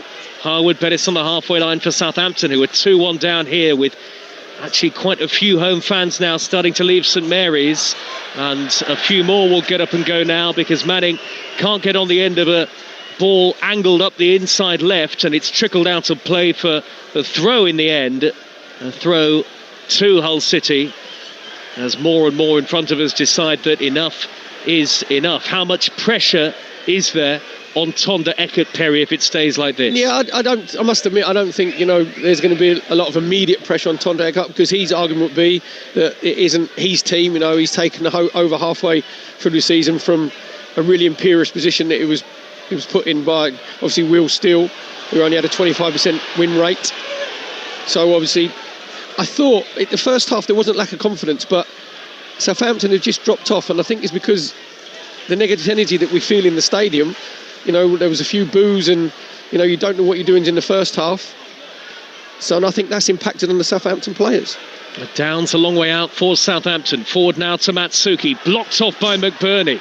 And McBurney was caught by Matsuki on the follow-through. The Hull City bench are up in arms out in front of us. Sergei Yakinovic is screaming for a free kick, and eventually Sam Allison has stopped the game.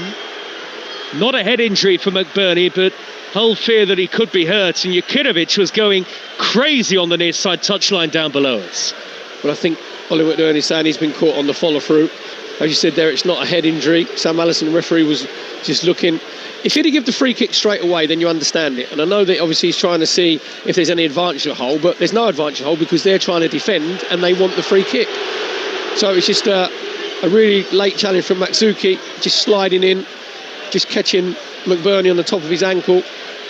And he's going to be okay, because when a player actually rolls around, it means that they're not that hurt. It's when they lay completely still and don't move, they're in serious injury. McBurney's obviously really angry now.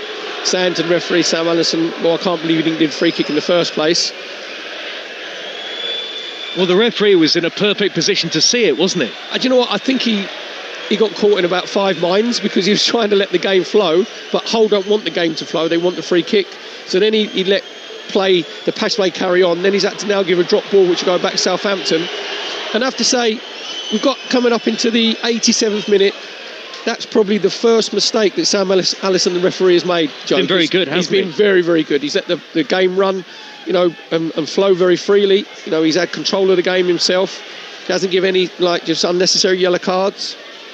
3 minutes to go. Southampton seeking equaliser. Robinson chips the ball in from the right corner of the penalty area, headed away only as far as Manning, who tries to nudge it square. It's attack v defence now for the remaining minutes of the game. Leyton Orient 3, Reading 1, and Bristol Rovers 0, Colchester United 1 is the latest score. Here is Matsuki for Southampton, pointing the way forward. He's midway inside the Hull City half. Square ball to the left, and Manning. Further wide is Cienza. Bit of desperation about Southampton now. 2.5 minutes to go. Back in by Manning. High into the box. A looping ball. Headed away. Always favoured the defender. It was cleared by Hughes. Towering header. Now Yellett delivers right-footed. Deep to the back post. Header away by Slater this time. Cienza can't get hold of it. Cleared by McBurney. Perry Groves attack v defence. Yeah, very much so. Ball getting into the wide areas.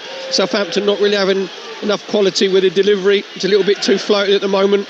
Robinson just cutting in from this right-hand side, trying to get play ticking over. Manning just sort of floating the ball in. Made it an easy defensive header from Hughes, the Hull City centre-half. I must say, Yakinovic is entertaining to watch here. He's literally hopping up and down on the near-side touchline. He can't believe maybe what his team are doing. 2 banks of 5 really at the moment, defending the 18-yard box. In by Yellett, flicked on towards Cienza, headed clear by Slater. Can Hull City weather the storm and hang on to the 2-1 lead? Live on Talksport 2. Cienza goes for goal and smashes it wide. Right-footed, looking for the top corner, and it sails into the northern end. Yeah, just Cienza cutting in on that left-hand side, cutting inside Lundstrom. Did the right thing, getting his shot away, but I think he should be just trying to curl it inside Panda's top left-hand corner. He's put his laces through it and smashed it high and wide. Just shows you how desperate it's getting for Hull in their defending. Ollie McBurney was playing in the right-back position there of a flat 7, right across the 18-yard box. Well, off goes Manning for Southampton. Here comes Cameron Archer. And the change for Hull sees Hadzimetovic replaced by David Akintola. Some fresh legs for Hull, who put absolutely everything into this game, and it looks as though they're going to get a result that takes them 5th in the championship table. Well, I think Hadzimetovic should have been taken off a little bit earlier, to be fair, Joe. Got to think of the commentators in this situation. Well, we'll get the message down for next time. We could be seeing a lot more of Hull City on Talksport 2 as this season goes on. They are right up there in the fight for promotion as it stands. 5 points off second spot, Hull City, as another Southampton forward ball goes awry, out of play, and it's a goal kick to Hull. Swansea Birmingham is our commentary at 5:30 on Talksport 2, remember, so do rejoin us for that. How much added time? There will be 4 added minutes, just the 4 at the end of the game, and surely, Perry, that's not enough for Southampton to score 2 to win it.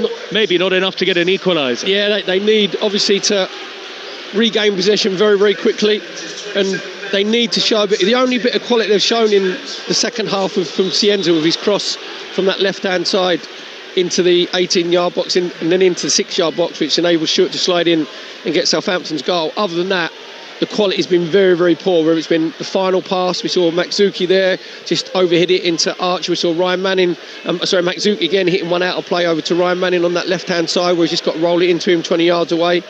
So it's just been a lack of quality in the final third from Southampton. Perretz, the goalkeeper, has slipped, and his clearance is belted out of play for a Hull throw in the left-back position. Nearly a minute through the 4 added. Late goals around the country. Leeds 1, Fulham 0.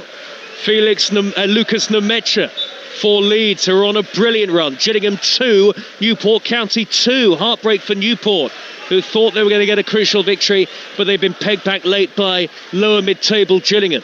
Headed by Yellett towards the halfway line. Southampton can't get the ball back. Hull have knocked it out of play with Crooks. And again, Sergei Yakirovich, the Hull head coach, is so enigmatic and energetic on the edge of his technical area. He's desperate for his team to hold on to this lead. Can they do it?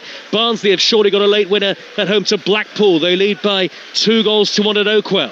Is there a late equaliser in the game here for Southampton? We're nearly halfway through added time. Armstrong turns with his back to goal, and he's going to nudge it wide left to Cienza. Back to Matsuki. Matsuki looks up. Square ball to Yellett. Attack for defence. Hull with everybody in amber and black, camped inside their own penalty area now. The Hull fans trying to sing their team home from the opposite end of the ground. All Southampton, but they can't find a leveller. Not yet. Matsuki into the box. Blocked off. Akintola will find Slater. And McBurney to Slater, who hammers it upfield. Akintola chasing. Wood backpedaling and knocking it back to his goalkeeper. Less than half of the added 4 minutes to go, Perry. Yeah, Akintola did well initially there. Obviously, he's a forward player, but he found himself in the right back position, made sure he got to the ball first. Good. And then when the clearance was made, he made sure that he closed the ball down. Stewart, edge of the area, can't reach it for Southampton. Hammered away by Hughes. 2-1 to Hull City, and St Mary's is really emptying now. Just over a minute of added time to go. This is the last chance maybe for Southampton. They go long again. Stewart gets a touch to it. Header away again by Regan Slater. Oh, poor header by Akintola. Steered upfield by McCarthy. Akintola goes down, wants a free kick. He isn't going to get it. Southampton throw. Level with the edge of the 18-yard box. Yeah, a little bit of panic there from Akintola. Just got to make sure that he gets a good contact. Matsuki's delivery. Header away by McBurney. Everybody's been involved in a fantastic rearguard effort for Hull City in the second half, and they're nearly there. 40 seconds to go. Long by Perretz, the Southampton goalkeeper. Header away by Charlie Hughes. Emphatic, and it looks as though he, with the header in the first half, has scored the winning goal. There are 30 seconds remaining, and now the referee is going to give a red card here. Is he going to give it to the head coach, Yakirovich? Well, or is it for one of the Hull coaching staff? It is a red card for one of the Hull assistants. I'm trying to see who it is. It might well be Marko Salatovic, who's been red carded and is off down the tunnel. Yakirovich stays on. We've had the 4 minutes of added time. Hull lead by 2-1. They're seconds away from a massive win here in the context of the race for promotion. Chasing a ball out on the right is Akintola. He keeps it in, and if he heads for the corner flag, Hull will win the game. Akintola racing into the area, wants to finish it off. He tries to get beyond Matsuki. He fouls Matsuki. Free kick Southampton. Akintola has to take that into the corner flag. He's 1v1 with Matsuki. He thinks he's going to score. He does 15 Michael Flatley footovers, loses the ball completely, and that allows Southampton to get possession. But there's no time for the Saints. Boos ring out at St Mary's. It's a massive win for Hull City in the race for the playoffs. Hull soar up to 5th in the championship table. They have a game in hand on many of the teams around them, and who'd have thought it? One of the great surprise packages of the season so far in the second tier, but Hull City have real hope of Premier League football for the first time since 2016-2017. Southampton beaten again. It's now 7 league games without victory as the pressure continues to grow on Tonda Eckert. But what a great defensive rearguard in that second half for Hull. A team short of many of their best players, a lot of injuries to deal with at the moment, but they get the job done and they head back to Yorkshire with 3 very important points. Joseph and Hughes with what turned out to be the 2 goals they needed. Stewart won back for Southampton, but they left it far too late. A real sense of disquiet here at St Mary's. It's not a happy place to be whatsoever. To be a Southampton fan at the moment is not a great position to be in. The Saints are hardly marching forward, but Hull City could be, at the end of the season, marching into the Premier League. Who knows, but a big win for them today. They've beaten Southampton by 2-1. Joe, Shannon, thank you very much. Yes, a very important victory there for Hull then, that moves them well into the contention for finishing in a playoff spot. They're up to 5th now, and they're 3 points clear of 7th place Stoke as a result of today's results. Let's review what has happened then over the course of the 90 minutes down at St Mary's. Perry Groves is waiting to speak to us, and Hull had to defend really, really well in that second half, but that's another pleasing aspect that they can come away from, knowing that they shut out Southampton in the end. I know they conceded, but were able to sustain the pressure that was put against them to come away with the victory. Yeah, very much so. After Ross Stewart scored for Southampton in the 71st minute, you thought there was going to be an onslaught then for Southampton. You know, it was going to be sort of Rorke's drift, you know, sort of backs to the wall performance from Hull City. To be fair, Hull did drop deeper. Now they did, go to the end of the 18-yard box, but I can't remember Panda in Hull's goal actually having a save to make after that 71st minute, because they were quite comfortable. Southampton run out of ideas, and if there was one moment in the whole game that encapsulates the difference between the two sides, it would be Charlie Hughes' goal to put Hull City 2-0 up in the first half, in the 34th minute, because when the cross comes in from Hadzimetovic, it's a brilliant cross from the corner into his right foot, and at the far post, Charlie Hughes bullies 3 Southampton players to get his head onto the ball and head it home from 4 yards. That was because he had more desire, he had more strength, he had more willingness to go and win the ball, and that's what Hull City had today, and Southampton didn't. So from that performance then from Hull, can you see them sustaining this and securing a playoff spot at least? Well, I think away from home, we said earlier, that's since the beginning of October, they've taken 19 points away from home. So that's actually more now than Coventry, and they've played obviously a game more. So away from home, you can see it. You can see that their structure today was 4-2-3-1 in possession, and then like a flat back 5 out of position with Miller getting back, and playing in sort of the left wing back position. And then they sat deeper and deeper. I think that the problem they're going to have is at home, where teams will probably do the same to them, and it's whether they can have that, creativity against sides, because all this team put a shift in, all this team worked their socks off. They bought into the manager, they carry out his philosophy, but at home they're going to have a little bit more magic and a little bit more imagination. But away from home, they are very, very, very impressive. And so even with the first goal from Joseph, where obviously it's a bad pass from Ryan Mannett, goes to Ollie McBurney, and his technique is brilliant to bend it in the far right-hand corner to put Hull City 1-0 up. And Southampton were okay now in the first half. Honestly, the fans weren't very happy, but the performance was okay. But they're just not ruthless enough in both boxes. We mentioned about Adam Armstrong. I can't believe that he was left on the pitch. I know that he's the captain, but that he's driving confidence. And the one thing that really baffled me, and the coaches have all their algorithms, their logarithms, they have their iPads. Tom Fellows was Southampton's best player by far, by a country mile, in the first half. In the second half, playing on the right-hand side, cutting on his left foot, and he's providing crosses and shots. and then he gets the hook and he gets taken off. And you look at that, Nat, and you think, are you watching the same game that I'm watching? And sometimes managers have to take the pressure off themselves, because there was negativity here anyway, and then there was just another pile-on. It's like you don't know what you're doing. And in that instance, I get the Southampton fans, because that was just like a really shocking decision. It leaves Southampton then 10 points off the playoff positions after all of the results today. And as you say there, the Southampton fans not happy with that performance once more. I mean, what do you think Tonda Eckert has to do to turn things around? Because, you know, if I'm part of that board and hearing those boos and seeing how some of the fans are reacting to a result like this, you might have to start asking questions of yourself as whether or not that was the right appointment. But the only thing is, what he would say is this isn't his team. You know, he's taken over a position where they were shocking under Will Steele. They only won, I think, 4 games out of 16. So he had to rebuild the confidence. The worrying would be, we mentioned about his programme notes, Tonda Eckert, saying about under him they'd played 6 here, won 4, drawn 2, and it was about everybody being in together and, you know, all the positivity. And that just evaporated. And Joe mentioned earlier, maybe there's a bit of PTSD, you know, from the previous manager, who was playing out from the back, and, you know, it's a bit of a vanity project, and then Will Steele comes in, doesn't work. So I think there's a lot of disquiet, maybe not necessarily with Tonda Eckert, but maybe, you know, the people above him. But this group of players have to stick together. And I'm looking at their team. Obviously, you've got Flynn Downs, who's experienced, Howard Bellis experience, Adam Armstrong, who's going through, you know, a bad time individually. But you need big characters. And in the second half, I didn't see that from Southampton.